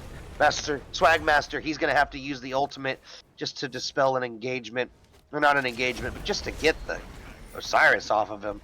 Isn't that just aggravating? You're just trying to chill, farm your waves, and you got this dead man swinging away with his hands. That's just what happens, you know. You just picked a god that can't compete in lane with the Osiris, but that is not slowing down the Mystic Sea Serpents at all. I mean, we look at Swagmaster, he has a lead. He has more kills and less deaths. He's not worried about his performance in lane. He's worried about his performance in these team fights. He's worried about the late game. And I think that that's just a great pick from them. Being able to say, it doesn't matter how we do in lane. We just need to win these team fights. I gotta point something out, by the way, but well, I'll come back to that here in a second. Looks like we got a fight going on right here in front of the fire pit. Bomba gonna get stunned out. Takes a lot of poke too. This Tsukiyomi really dishing out the damage right now. Yeah, Tsukiyomi, pretty close to the top of that. I mean, we still just see, you know, solo lane, solo brain, both of them just sitting at the top of the damage charts. Absolutely. I wouldn't have it any other way. Anyways, I gotta point out though, it's something silly, and it has no precedence over any of the game that we're watching right now, but I just love this little thing about Osiris. In his auto, have you ever noticed in his auto attack chain, the sharpened sickle in his first attack does less damage than the cat of nine tails? Can you make that one make sense for me? Actually, we'll come back to that here in a second, as it looks like Bomba is now once again threatened in his own lane. Geb chasing him down. It's a giant truck that's going to throw you into a wall. And now Swagmaster having the ultimate still, just trying to get away from this zombie that's running him down. Stun's going to connect. Bomba actually may be the one in charge of this in the 2v1. Here comes the jungle, and Bomba will find the kill. Geb's going to blink out, and that is a dead Karen. Yeah, this Osiris, when he finds his mark, he's going to be an absolute menace to deal with unless you have people to gain some distance away from him. He has the tools, you know, he has the stun with the tether, he has the slows to make sure that tether goes off, so with that kin size, he is absolutely able to shred anybody he really gets in contact to. Good play there to force Hershey's off to make sure that they're able to go ahead and secure that Pyromancer there. Both of these teams were just playing incredibly. Yeah, that was a great bit of teamwork we saw there from CyberPunk Otters. We didn't really talk about it much because it was kind of happening in the background. But the ultimate from Hershey, I don't even think it connected. I think Pockles was the one doing the zoning there, and he was just enough of a distraction to make it very difficult for Hershey to not only focus on a target, but to think about his own life in that situation. So great play from CyberPunk Otters as a whole to just make it very easy to confirm that objective. Yeah, don't have to worry about out-securing a Thoth ult if Thoth just isn't in range and he doesn't have ult, you know? Kind of nullifies the Thoth ult entirely when he doesn't have it. Forced to use it a little bit early there, able to secure it no problem, and this is still anybody's game. Again, we were looking at 1,200 gold at 23 minutes. That's pennies on the dollar, you know? Not really a difference at all. These teams are so close in this matchup. I mean, you know what's going through their minds. CyberPunk Otters, we really want to close out this set. We've got to get this over with. We don't want it to go to 3. Mystic Sea Serpents, we got to get this to a game 3. We really want to win this set. We cannot afford to let these guys gather such a huge lead. So, and I mean, these guys are jockeying for positions like horse racers right now. They are in one next to the other, and it's a dash to the finish that no one is really sure who's going to win until we get the photograph. Yeah, definitely a tough one to call at any point. I mean, for 1 second you're like, oh, this team's making a good play, and then all of a sudden, you know, you see something on the other side of the map, and you're like, oh, they're actually getting compensation for that. Just, you know, two very well matched teams able to just put on, you know, really close games here. And as we get 23 minutes in, kind of scanning over the builds while you were talking there, and we'll talk about that in a second as Bomba's got the cavalry coming in. but it looks like the backup dancers got told to sit down by a good old Geb slam. Yeah, Geb still has plenty of tools to get people out of there. Has the knock-up, has the Cataclysm if necessary. Mm-hmm. Generally going to be able to dissuade people even without, popping it. Just, I got Cataclysm, you know I got Cataclysm, I'll use it. Commandeer has no idea what he's walking into. Ultimate comes out from Daddy Neptune. Beads on the mid and the jungle. So low. Has to use the Aegis. Nothing connects, though, from Flash. And the Geb Shield is going to save the jungler's life for now. Actually going to use the ult to go back in. And gets cleaned up alongside his mid laner. What an interesting decision. Was that panic, or was that panic, or would you say that was calculated? I mean, it might not have looked the most calculated, but it certainly was. He's like, I'm going to get chased down and die anyway. I might as well put a ton of damage out to at least try to dissuade them from, maybe going for the Fire Giant, maybe going for that Gold Fury. Doesn't do quite enough damage too, but, I mean, the alternative is dying and not getting any damage off, so can't complain too much there. Average Osiris gameplay in the works. Bomba gets the stun and wears down Squiddy with the help of those kin size. And he's all alone right now.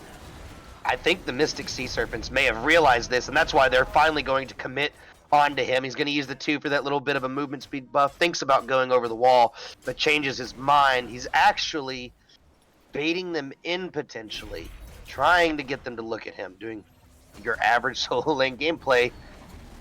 Squiddy, though, going to knock him away. Not really going to expect much from this engagement, though. It looks like it's already fizzled out. Osiris can handle that, especially with that Death's Embrace. He's not worried about it. Absolutely. If you want hands, he's got them for you. They're rated E for everyone, and there are 3 people here that asked for it. Looks like that tier 1 tower in solo, if it didn't already fall, has finally fallen. I wasn't really paying attention to that, I'm not going to lie. Oni minions, excuse me, are finally going to get cleared out, though. But the CyberPunk Otters are still going to walk forward, knowing that there are people all the way across the map just to deal with those waves. And it's a blink Cataclysm to start the engagement. Karen Holt's going to follow up, but it really doesn't seem like it's a good one for Mystic Sea Serpents. Flash diving into the back line, goes up into the Pillar of Agony. That's not Pillar of Agony, but anyways, Squiddy going to get pulled back in and takes a fall. Forget the name of that ability now. Powwow? Powwow. Yep. I don't know why I went for Pillar of Agony there, because they had Dharmic Pillars last. That is Hades. That is a Hades ult, yes. Yep. Bomba doing a great job of, zoning people away. Unfortunately, not going to be able to force them completely off, but putting some damage in while they're on the way. Zelda able to pick up the Flash, looking to zone a little bit too far. Zelda in the air, going to get up to make sure nobody's able to get in there. Zelda able to pick one up on the back line. Commandeer able to grab another. All of a sudden, this is looking good for Mystic Sea Serpents. Bomba taken down before he's able to get his kill on Hershey. And all of a sudden, CyberPunk Otters were pulling the Fire Giant. Now it's Mystic Sea Serpents. It's just a very uncoordinated moment from the CyberPunk Otters. Flash goes on one target, Bomba goes on another, and between those two splitting off the way they did, it opens up a very strong engagement for this Mystic Sea Serpents, and now a very strong Fire Giant call. Karen Holt's going to be there just for the secure. A little bit late, but doesn't matter. Dashiway now running for his life. He's already used the blink. Commandeer knows he's probably not killing him, but would like to make him leave the mid lane. Yeah, certainly want to just push him out. Possibly even look for this tier 2. Don't know if they really have time for it, though. Zelda not there with them for that extra, siege power. So just going to be able to settle for that, Fire Giant on 5 members. You get the mid-tier 1. You're looking at a beacon now. And then realistically, you group up, you hit that right lane, start knocking down those towers. Maybe sweep all the towers off the map, grab a Gold Fury, and you could be in a very comfortable position after that. Fire Giant is, around your waist always feels good, nonetheless. I mean, it's one of those things you're looking at going, this is nice. Oh, this is not nice. I think Hershey he grabbed realizing two buffs with no cooldowns. He learned a lesson right there. Yeah. that was a beatdown. I think that might have been the hardest beatdown he's taken all game. Because even when he died, it was still very quick to happen. But Wave pushed into tier 2 right there, but not really going to do much except wear down some of that health. But now we know that there is some of this pressure in mid, meaning Hershey has to deal with this. Commandeer sticking around inside the back line. Hershey's still nowhere near this Gold Fury. I wonder if CyberPunk Otters maybe are unwise to the positioning of the mid right now. Bomba's going to go in, gets 2 targets on Tether. Zelda able to create some distance, going to start wearing down on Squiddy, but the health shield keeps him from taking any damage as the solo laner has to back off. And now Flash actually almost found an engagement, but dash from Swagmaster kind of cancels that out. It's just jockeying for position once again, and it's a blink ult from the Ares to finally find a true engage, and it's all CC immunity. Up into the air went up into the air went Flash, and doesn't pull anyone in either. Zelda's gonna find a kill onto Bomba. Zelda's going to find a kill onto Dashy. Commandeer's going to find a double kill of his own. And Daddy Neptune is going to be the 5th and final member of the CyberPunk Otters to finally take a spill. Yeah, and it's a split off. The name of the game is Reinitiation there, and just incredible. Swagmaster getting, pushed out just a little bit, but doesn't quite fall. Able to just get on back in there. I thought just by a hair, and just the massive final judgment and the this is an end. Oh yeah, 100%. You wipe 25, 30 seconds on those respawn timers. Absolutely an end call. Not even going to be close. Yeah. Just great play. They find their opening in that team fight. All of the ultimates get expended looking for swag, and they're able to just capitalize off of CyberPunk Otters overstepping just a little bit. And once again, it's just a very close game. Mystic Sea Serpents finished that game up, though, with 22 kills in their pocket. And with the bragging rights of going to a Game 3, fortunately or unfortunately, depending on who you are, this game is not over. So we got a little bit to go here, don't we, really? Yeah, certainly not over yet. Both teams are not willing to call it quits just yet, making sure, we're going to be casting right up until, the cast after this. Yeah. Don't want to give us any break time whatsoever. Well, with that being said, no time to waste for the players or for the casting desk. We're going to give ourselves a break and send you guys to a break so we can catch back up later and find out who wins Game 3 and the set.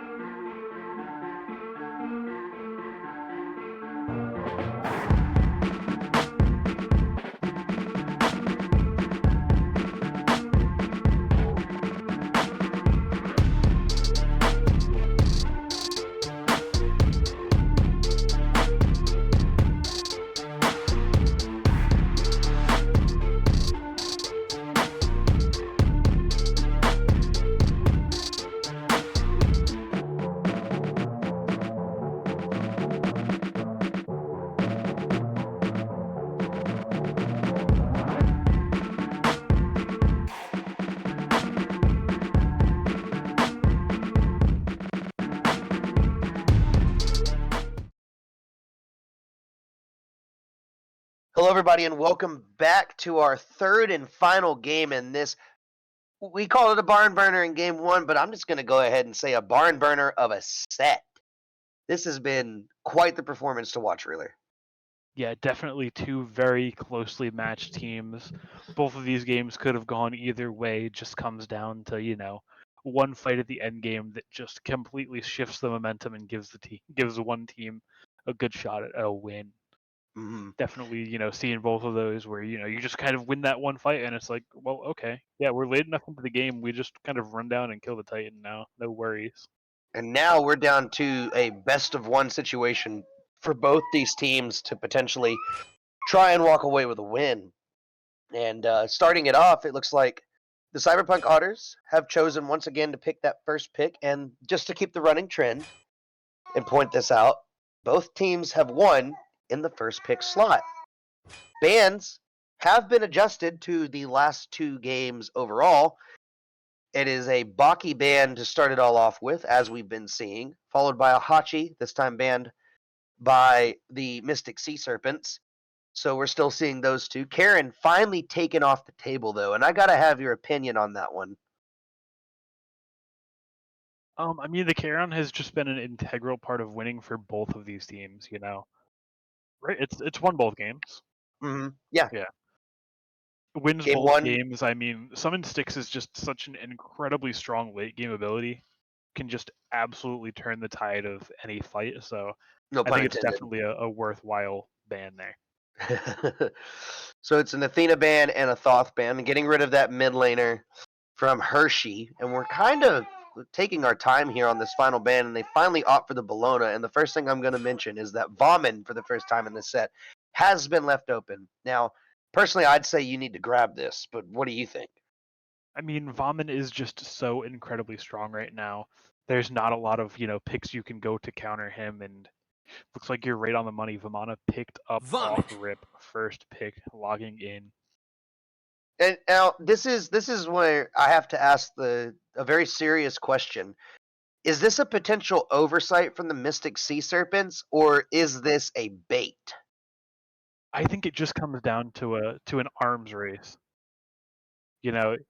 At some point there's just too many things to ban and you have to let something go through. Mm-hmm. You're not going to let that Charon go through because it's been winning both of these games. It's been putting in great performance.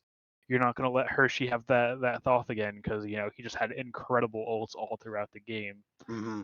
So at some point there's just not enough bans left, and maybe they can play Vamana, maybe they can't. We have to take our chances. Absolutely. And you can tell that they are really taking their time on this one, and it's an Amaterasu lock-in for the solo laner of the, well, I would say that. It actually could be a jungle pick, but we're yet to see. But it is a Amaterasu Ganesh lock-in for the Mystic Sea Serpents. So both frontliners, potentially, for Mystic Sea Serpents locked in here. What do you think about the Ganesh making his return? Ganesh. Ganesh is just always going to have so much value. Dharmic Pillars and the Ohm are just such incredibly strong abilities that, it's hard to say anything bad about him. He's Now always going this, to have value. Prot Shred, slows, silences. What Good more do you gun. want out of your support? that is a pretty good list of things I would want out of my support. But what I really got to point out here is that this is a pick that has been banned in both game one and game two. And we're seeing it slide all the way down to the second round of picks in the first round. Wasn't even top picked. And it wasn't looked at by Four.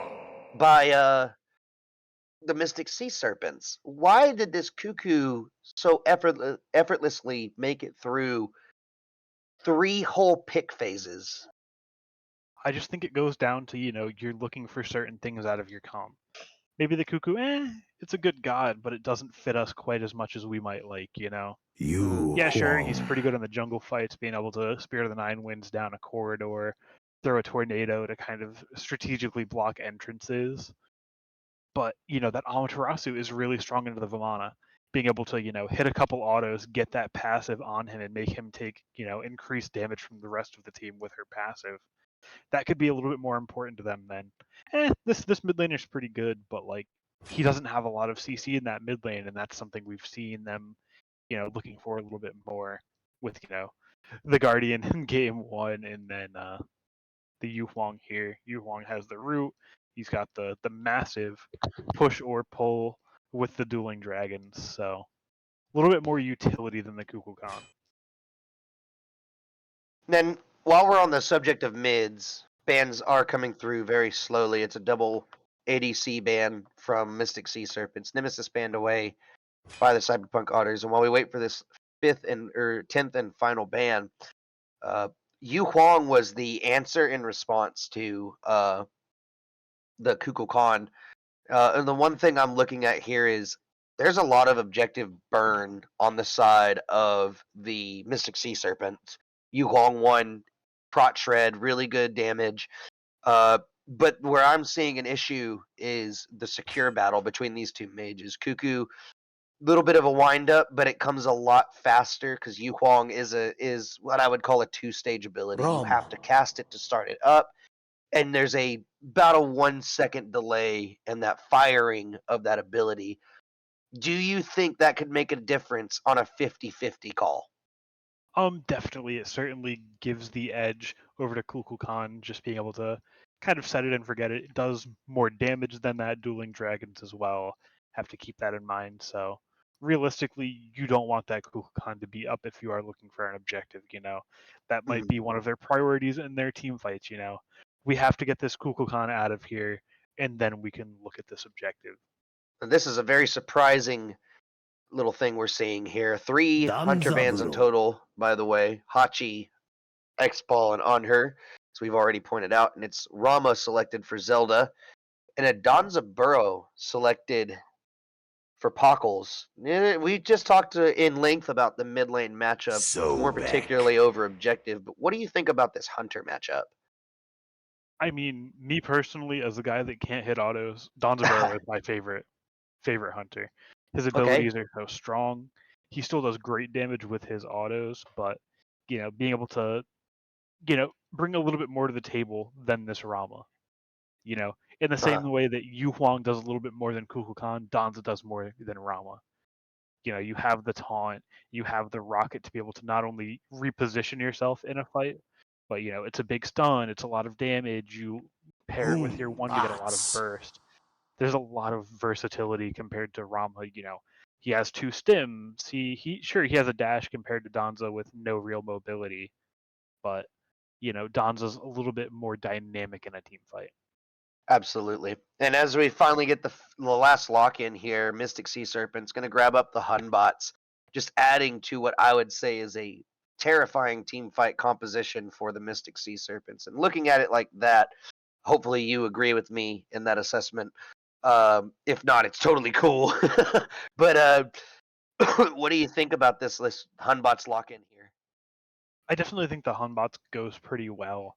Yeah, sure, he might have a little bit of a struggle, in the 1v1 with the Thor, but in those late game team fights, being able to drop, the Fear No Evil on top of a dazzling offensive from Amaterasu or the Dharmic Pillars can just absolutely win a team fight for you.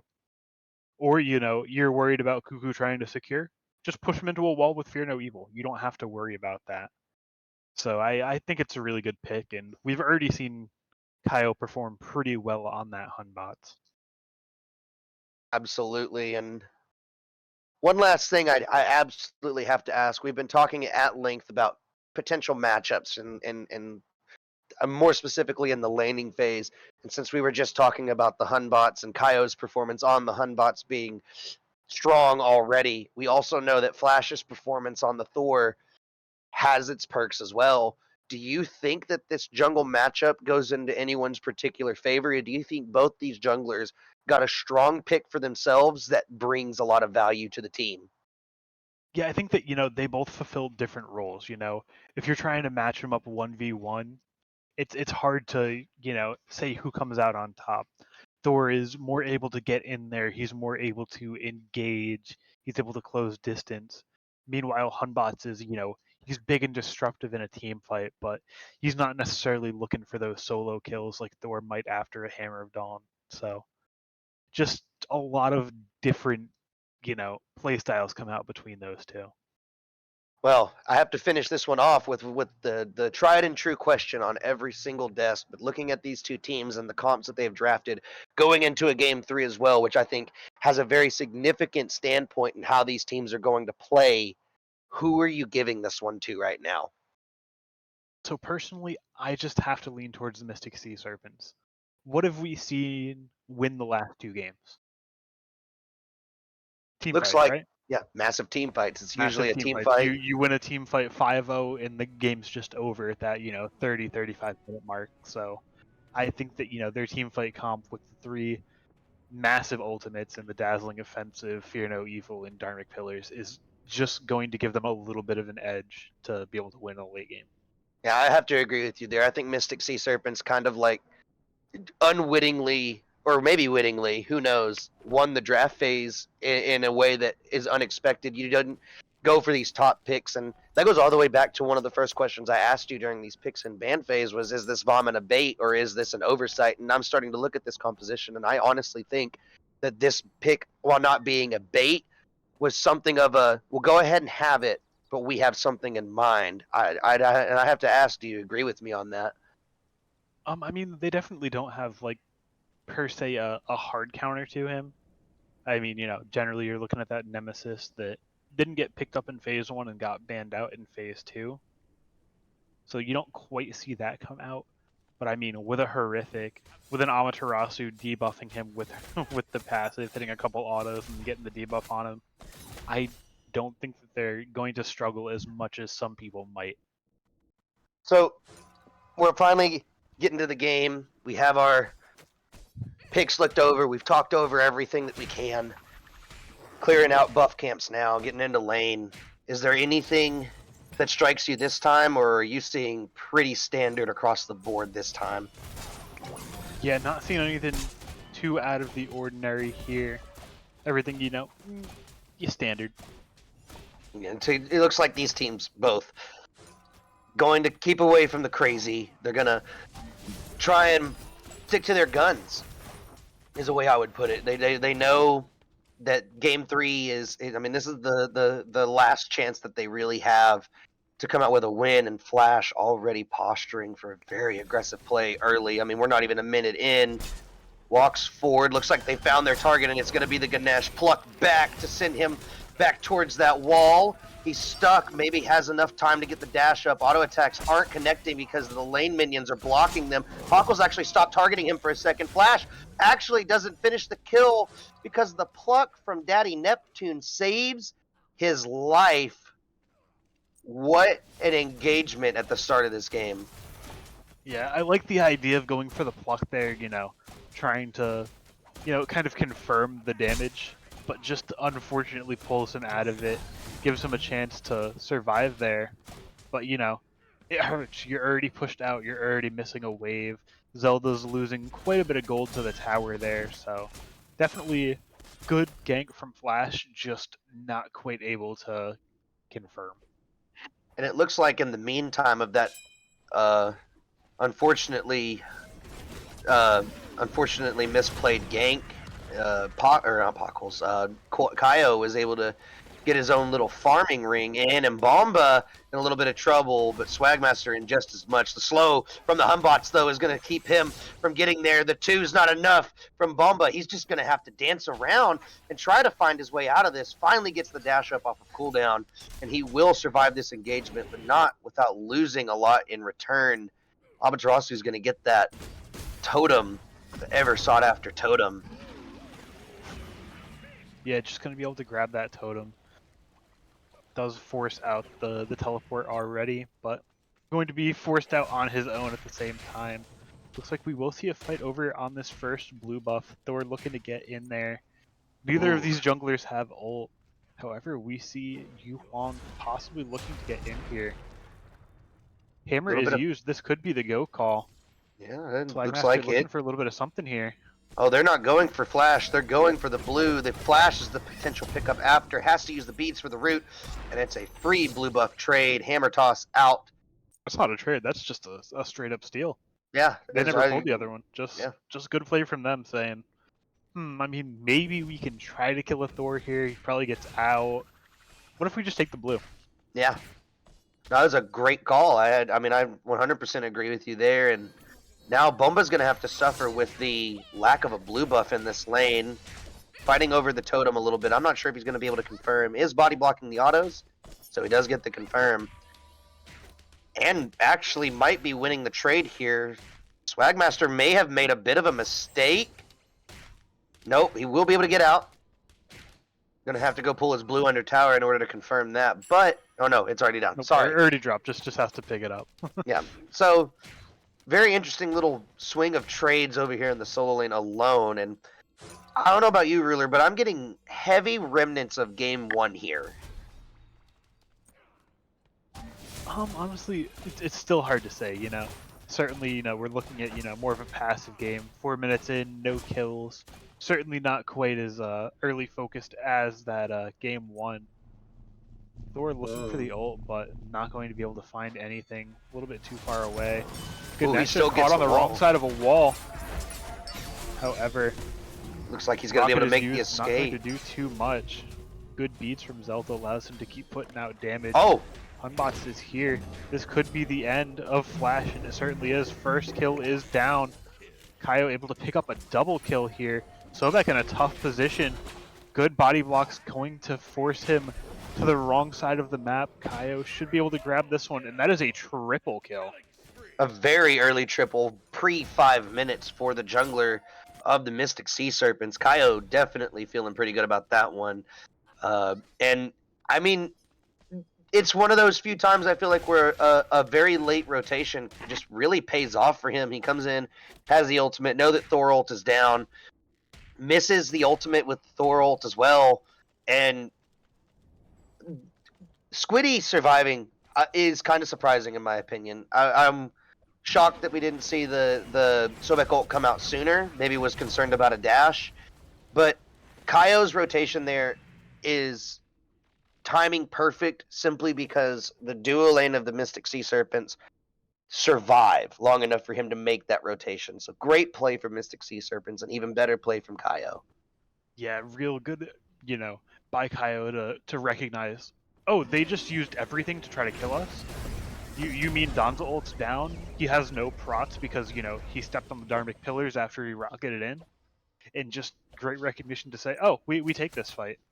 And not only that, but he's able to get that gank off after after he built his Jotun, so gets that 20% cooldown on the ult first time used, and he has a very sizable lead now. It's always one of the things we talk about with the Hunbot's pick is trying to get that cooldown online as soon as possible. That way that 110-second cooldown on Fear No Evil is no longer 110 seconds. It's such a long cooldown anymore. And Zelda, ooh, a rare miss from Pockles there, but Zelda feeling the effects of this 1v1 even 2 levels up. Yeah, that's just the power of Donza. He just hits so incredibly hard with those abilities. And I mean, Rama doesn't really have abilities per se, you know. He has stims. He has 3 stims with a dash, you know.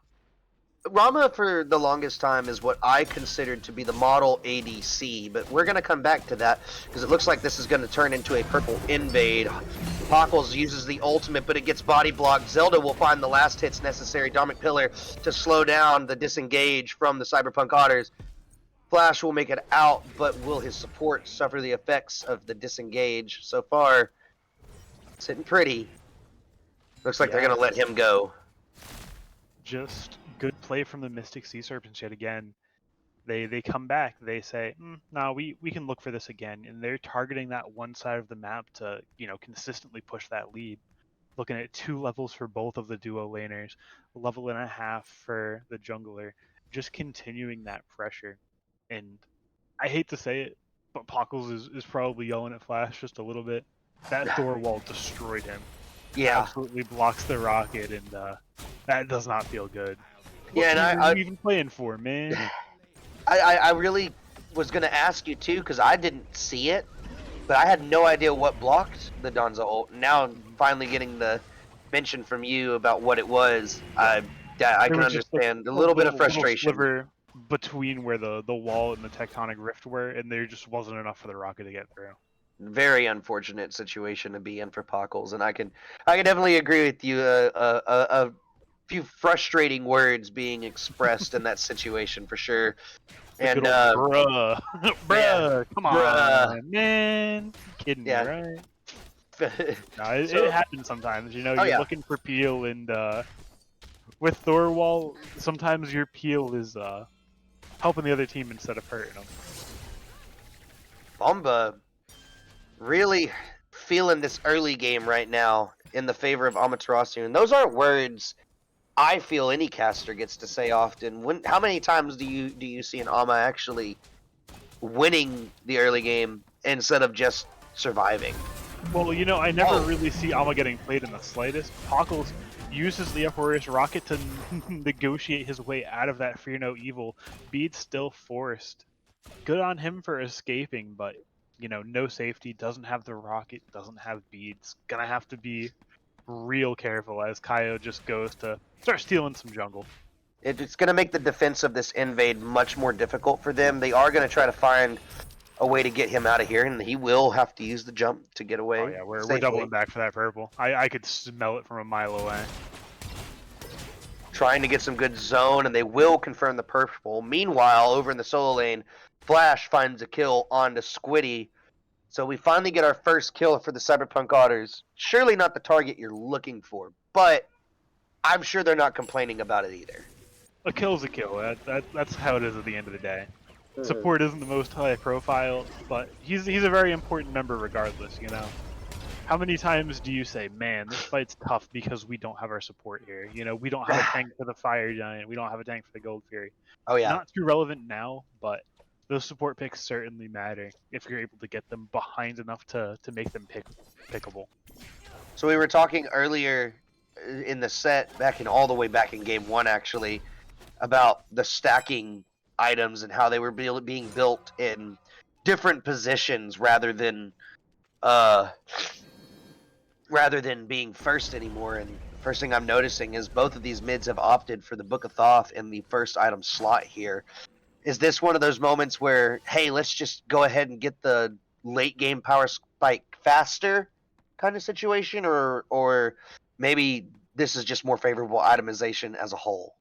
It's just a decent price for a strong item to begin with. You know, 70 power, you get a lot of MP5 to help you sustain through lane. It's a good item regardless, and I mean, getting the stacks knocked out early is not a bad thing. Mm-hmm. I do think that, you know, I'd like to see a little bit more experimentation with builds to maybe try, you know, maybe getting a flat pen item first or something along the lines. I don't play mid, I don't know if that's really feasible. You know, I certainly don't have too much of an idea there. Pockles looks like he has no idea that there is a jungle working his way up behind him. Gets Fear No Evil, eats the 2 and the auto attacks, and Zelda will get the last hit. That is a clean engage and kill from the CyberPunk Otters, and Pockles is probably really feeling the effects of that. Yeah, definitely. Pockles just being able to continue to re-gank over here again and again just, you know, shows what the Mystic Sea Serpents are looking at. Mm-hmm. They're saying, all right, Rama really strong in the late game, gonna get him there. And I Yeah. mean, again, they're playing to their player synergies as well. I know that, you know, Zelda and Kaya were good friends. They play with each other a lot, so it makes sense for them to kind of want to get each other ahead. Dharmic Pillars just off the mark, and that's going to allow CyberPunk Otters to secure the first Stygian beacon of the game. Daddy Neptune looks like he's in a little trouble. Flash is here to peel out his mid laner. Ultimate does not connect. Spirit of the Nine Winds just barely off. They're not done with this engagement. Flash goes up into the air looking for a target. Gonna land down onto Squiddy, who's stuck between the entire team, but the engagement looks like it's swinging more in the favor of the Mystic Sea Serpents. No, I was wrong. Zelda finds the only kill for the Mystic Sea Serpents. Trying to find Flash right now. May actually end up biting off way more than he can chew. Can he line up the ultimate shots? No, he can't. Flash gets out alive, and it's 2 members of the Mystic Sea Serpents down and out for the count, not to mention a shutdown onto the Hunbots. Yeah, good play from the Cyberpunk Otters there to be able to, you know, continue that fight the way that they were able to. Flash hits a nice ult plus a good Tectonic Rift after to really just kind of force Squiddy into that death. And then Kaio gets a little bit too greedy, you know, looking for a little bit too much. dives in a little bit too far and just isn't able to get himself out. And I'm also curious because I think in that engagement, Fear No Evil, I was potentially still on cooldown, even with 30%, having Yeah, it just come wasn't out of even- that left lane. He had just used it. He didn't have it quite yet. Very long cooldown anymore.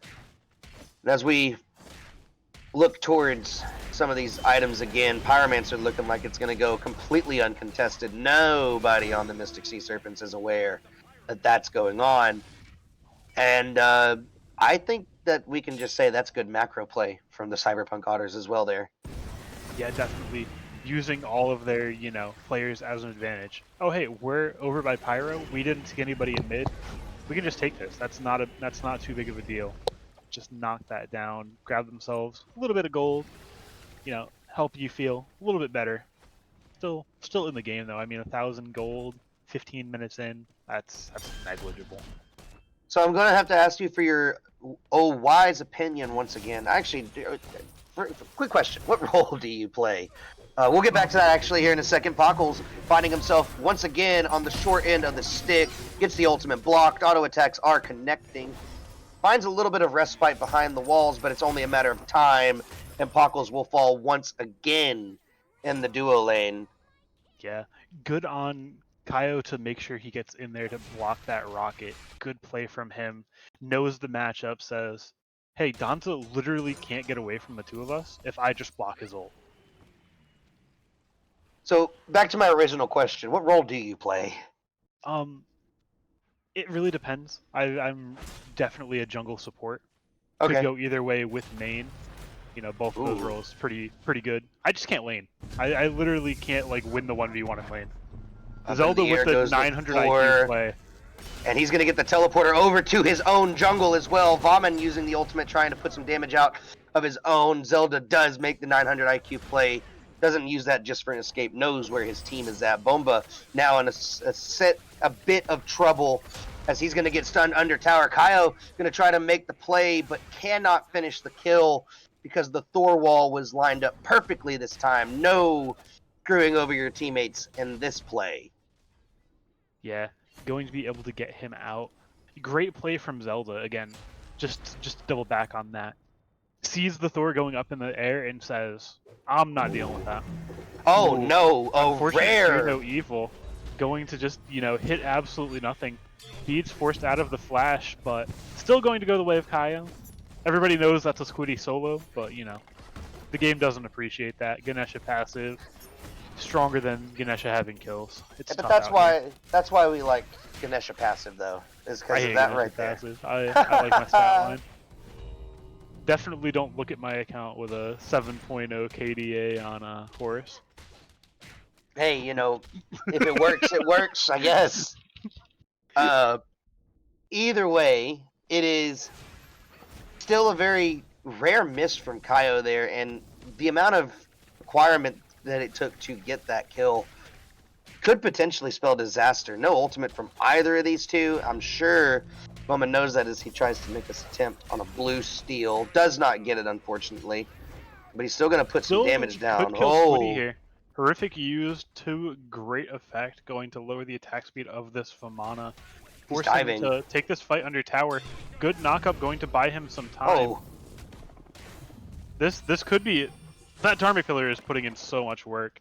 oh my And goodness. He's in a bad spot. I don't really see a way out of this. Maybe he's able gonna- to grab his kill, but there are so many people here. Amaterasu just gonna say, I don't think so. Sit down. You die here. Get out. Get out of my jungle. Get out of my game. I'm not even sure what to say about that in entire engagement. There's not any bit of analysis I think you can do as a caster to kind of break that Bomba one got down. I greedy. think Bomba yeah, got greedy. Went for the low health Ganesha and just got CC'd under tower. And then, haha, Dharmic Pillar shreds your prots, haha. So now I can finally talk about something I've been trying to talk about for quite a bit now. Vaughn opted for the Golden Blade start, whereas Swagmaster here went straight into the defense items, getting the attack speed online, got the Phalanx, got the Berserker Shield, now getting those kin size. Do you think that maybe had played a heavy hand in the early game for the Vaughn? Yeah, definitely. That really is the reason why Amaterasu was able to, kind of win that early game so handily. Just having that defense versus no defense just puts in so much work. In case Golden anybody... Blade, I mean, don't really need it with, Golden Shard being available. Not an item you see too much, and just kind of a little bit detrimental to that early game. Ooh, a lot of abilities going around. Spirit of the Nine wins off the mark once again, and now Dashi is the one in trouble. Ultimate from Swagmaster gives him the CC immunity necessary to keep this chase going, and it's a Humbots ult on a no beads target. Higgins has to come out, and it's finally going to count towards a kill in the pocket of Kaio. Tier 1 tower is gone, so there's not anything to fall back to. The root is more than enough to get Zelda the kill he was looking for. Bamba is stuck, and he stops in place because he knows there is no way out, and it's only Flash over here on the right side of the map to contest this tier 2. I don't imagine he's going to make a real engagement out of this. Yeah, not going to be able to get too much done there. No Anvil of Dawn to be able to ult in to look for anybody. Just going to have to back off. Health bars, not the greatest. I mean, could realistically pull the Fire Giant, but the Pyromancer's not a bad step. And now we're going to finally see the main reason why this Amaterasu got picked, in my opinion, the objective shred. Knowing full and well that they don't have the secure over CyberPunk Otters, this is probably where we're going to see the Amaterasu shine. I mean, I definitely think the Amaterasu was more for applying the debuff to the Vaughn to be able to take him down a little bit faster. Certainly helps on the objectives, but, they're not that objective focused as a comp, Sure, they have the Dharmic Pillars and the Amaterasu, but they don't have secure like a Kukulkan, like a Scylla, like an ESET. So they aren't really able to just pick up those objectives. They have to worry about, getting those picks before. And I think that, the Amaterasu passive is really what's, helping them drive into those kills. Okay, I can vibe with that too. Just top tier analysis from good old ruler of men here, guys. But anyways, so now we're at this point, and 20 minutes in, a massive team fight swing continues to go into the favor of Mystic Sea Serpents, and that's the major difference between this game and the last two, is that for the first time in this entire set, we're seeing an actual lead come into fruition for one of these teams, whereas before it was always, oh, well, we got a couple hundred gold over you here, a couple thousand here. Now we're actually seeing a significant gold difference at 20 minutes. So I guess my question is, what does CyberPunk have to do at this point to either climb the game back or even win it? I mean, they're certainly down but not out, but right now it's hard for them to really come up with a strategy. They're pushed down. They're pretty far behind in the kill column, and that certainly, hurts the mental a little bit. You look up at the scoreboard, it's 3-12. Doesn't feel great.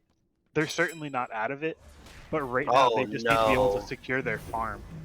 Kaio, you don't have to do this, but he absolutely does. Gets the beads and the no ultimate, sorry, but does get the beads off of Pockles all the way back by their tier 2s. And this just goes to show... That's not even a tier 2. That's the base gate, Yeah. You can't get more without being inside their fountain. And that just goes to show you how good of a start that Pockles had, and where probably most of this gold lead is coming from for the Mystic Sea Serpents. It's right here in this jungler. He's level 19. He's 2 levels up on his opposition in the Flash. He's 6-1-5 right now. You cannot ask for a better scoreline than that right now. And not only that, Zelda's 5-0-4. Oh yeah. Why is Zelda 5-0-4? Because of Kaio. Because Kaio just came and put Pockles into the ground over and over and over. It's specific pressure that they went for. Oh wow. Forced to ult there. 4 people on this beacon going to have to say, ooh, actually, see the way my bank account's set up. Great Dueling Dragons to pull him back. Still not going to be able to get quite enough damage to knock him out of the park. Amaterasu looking for a little bit more. Rama Snipe's not quite on the mark. Oh no. They know that Thor Hammer's down. Beads has to get used. Dharmic Pillars also comes out. They're not done chasing him down. They're going to get the stun with the help of the Amaterasu, and Swagmaster will find a kill onto Flash. Pluck onto the Elephant to just keep him inside the tower. But is it really worth it? Spirit of the Nine Winds is going to come out, land onto one target, and it's Swagmaster. He finally goes down. A kill that they've been looking for. Pockles, tired of how the game has gone, will finally get the revenge he's been looking for onto Kaio. And another shutdown bonus goes to the carry of Pockles, putting him finally up into level 19. Bomba, who survived the engagement, has finally made his way back to the mid lane, potentially looking for something here. Poor Flash hasn't been able to stay in any of these fights, but an objective may be able to make it worth the while if they can get it. Yeah, certainly looks like it is going to be a Pyromancer pull.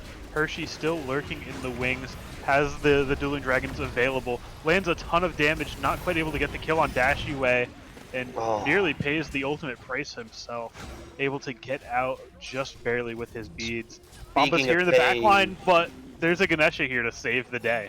Speaking of paying the ultimate price, it is paid in blood. Pyromancer falls, but not without an unfortunate overextension from Vaughn. Bomba is just trying so hard right now for his team, and he is just unable to find a good opening. I gotta say, it seems like the Mystic Sea Serpents have a pretty good idea of how to play against a Vaughn. Yeah, they definitely are playing against this Vaughn well. One thing I'd really like to see out of the Cyberpunk Otters is playing with this Vaughn better. You know, the Mystic Sea Serpents are playing with it fine, but you know, the Cyberpunk Otters, they're kind of leaving him out to dry, you know? He's kind of going in first. He gets a little bit of damage off, you know, he's maybe forcing one person low health, but you know, we're not seeing Flash ult in to try to get it. Mystic Sea Serpent's able to secure that out, unfortunately not able to get it with the Anvil of Dawn or the Spirit of the Nine Winds, and the chase is on. Looks like not going to be able to grab anyone quite yet. Vamana in the back looking for a little bit of something. However, no, it's not looking good. He's going to have to use the ultimate here, and it's just going to be 4 or 3 members of the Mystic Sea Serpents there to put him back into the grayscale, and only after he just got back from it. Things are looking bleak for the Cyberpunk Otters.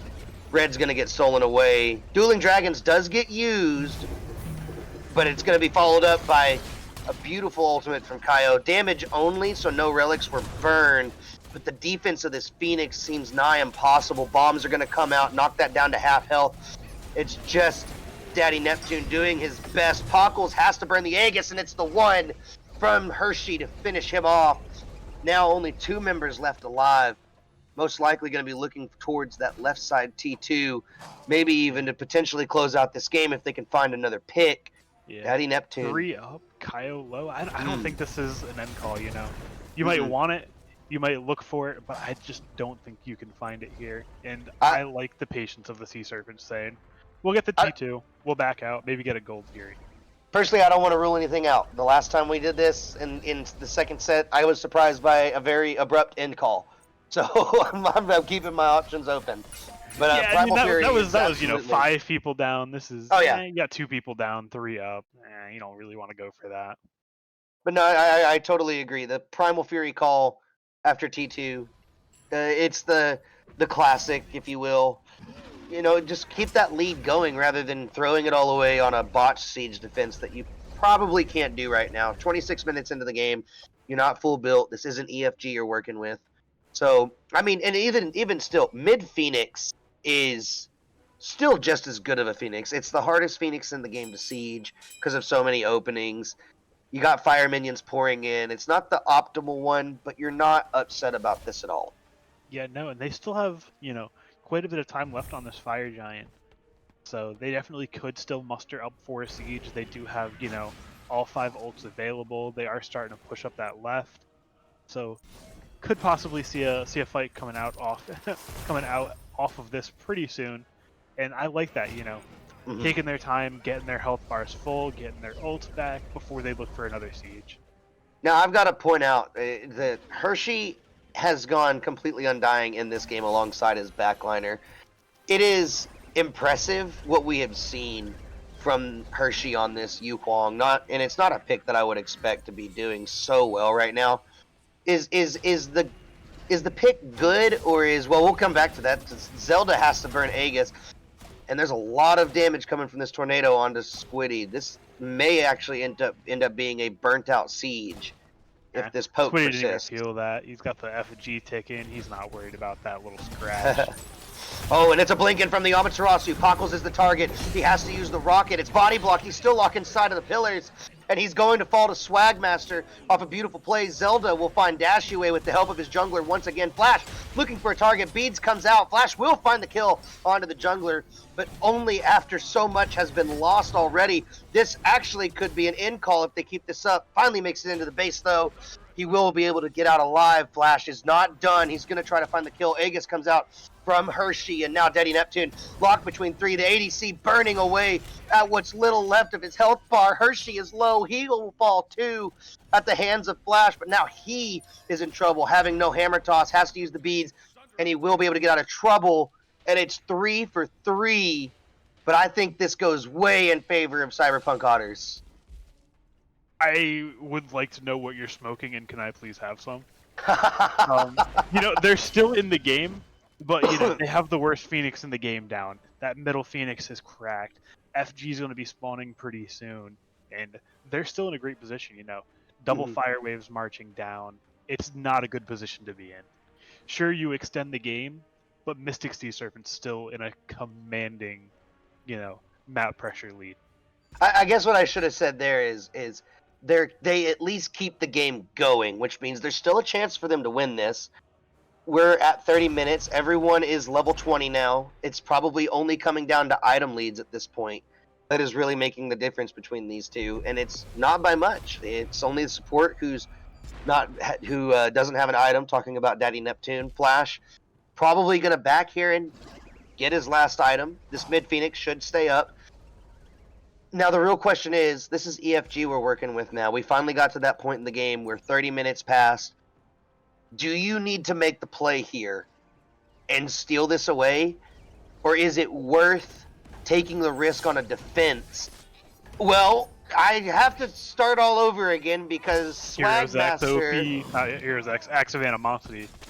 Just absolutely shreds down that mid tower.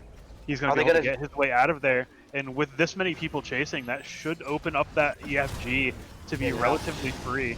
Even if Amaterasu gets picked here, that's no big loss. Bomba, aware of what's going on, going to look over there. Will he be able to get anything done? Colossal Fury pop, looking for a little bit of something. They stopped DPSing. No, Thor's in the air. They're looking to possibly steal this out. They're looking for something. Amazing 3-man Anvil of Dawn comes out. Mystic Sea Serpents unfortunately secure it. CyberPunk Otters' attempts to steal are unfortunately in vain. However, still not a bad fight for them. Pockles is going to fall. Rama goes up into the air just to try and stay alive and find damage. Bumba has to stop his back in the mid lane because the rest of the team follows Daddy Neptune. He's just going to do this little dance around the jungle just to stay alive. Meanwhile, not a good dance, though. He's just getting away from the fountain. He's going to have to get it out of this situation as fast as possible. It's only Bomba here to try and save the day. ADC is walking in. Kaio definitely has the damage to keep this going as well. Zelda with the auto attacks. Here comes the Dharmic Pillars. You're chasing down the wrong target. You got to get back to the Titan. It's already dead, and it's game 3 and set, going over to the Mystic Sea Serpents. Yeah, just an incredible game for the Mystic Sea Serpents. They get their little bit of a lead towards, that early mid game, and they just slowly apply that pressure throughout the game.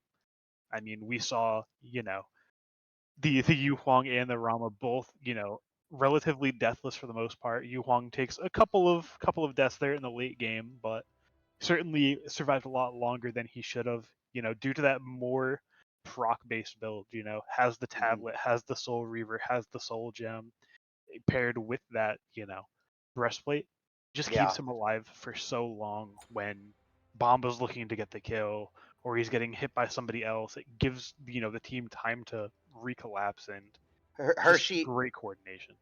Hershey in this last game did something that I would say a lot of mids have not been able to do in a long time, and that is he really just kind of filled a true facilitator role in this game, where instead of focusing on his damage, I mean, it's only a 21k damage game from him, and to be fair, it's a low player damage game across the board. The top on his team, Yeah, only a couple thousand down. It is only a 35-minute game.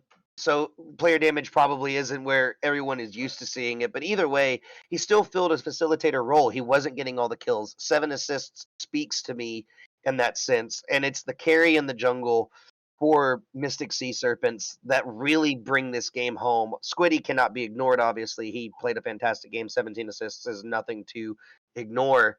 I mean, But never mind that. Swag, absolutely incredible. I mean, the amount of work he was putting in, he's forcing relics so Kaio can follow up. He's forcing, positions to make sure Hershey can hit nasty dueling dragons.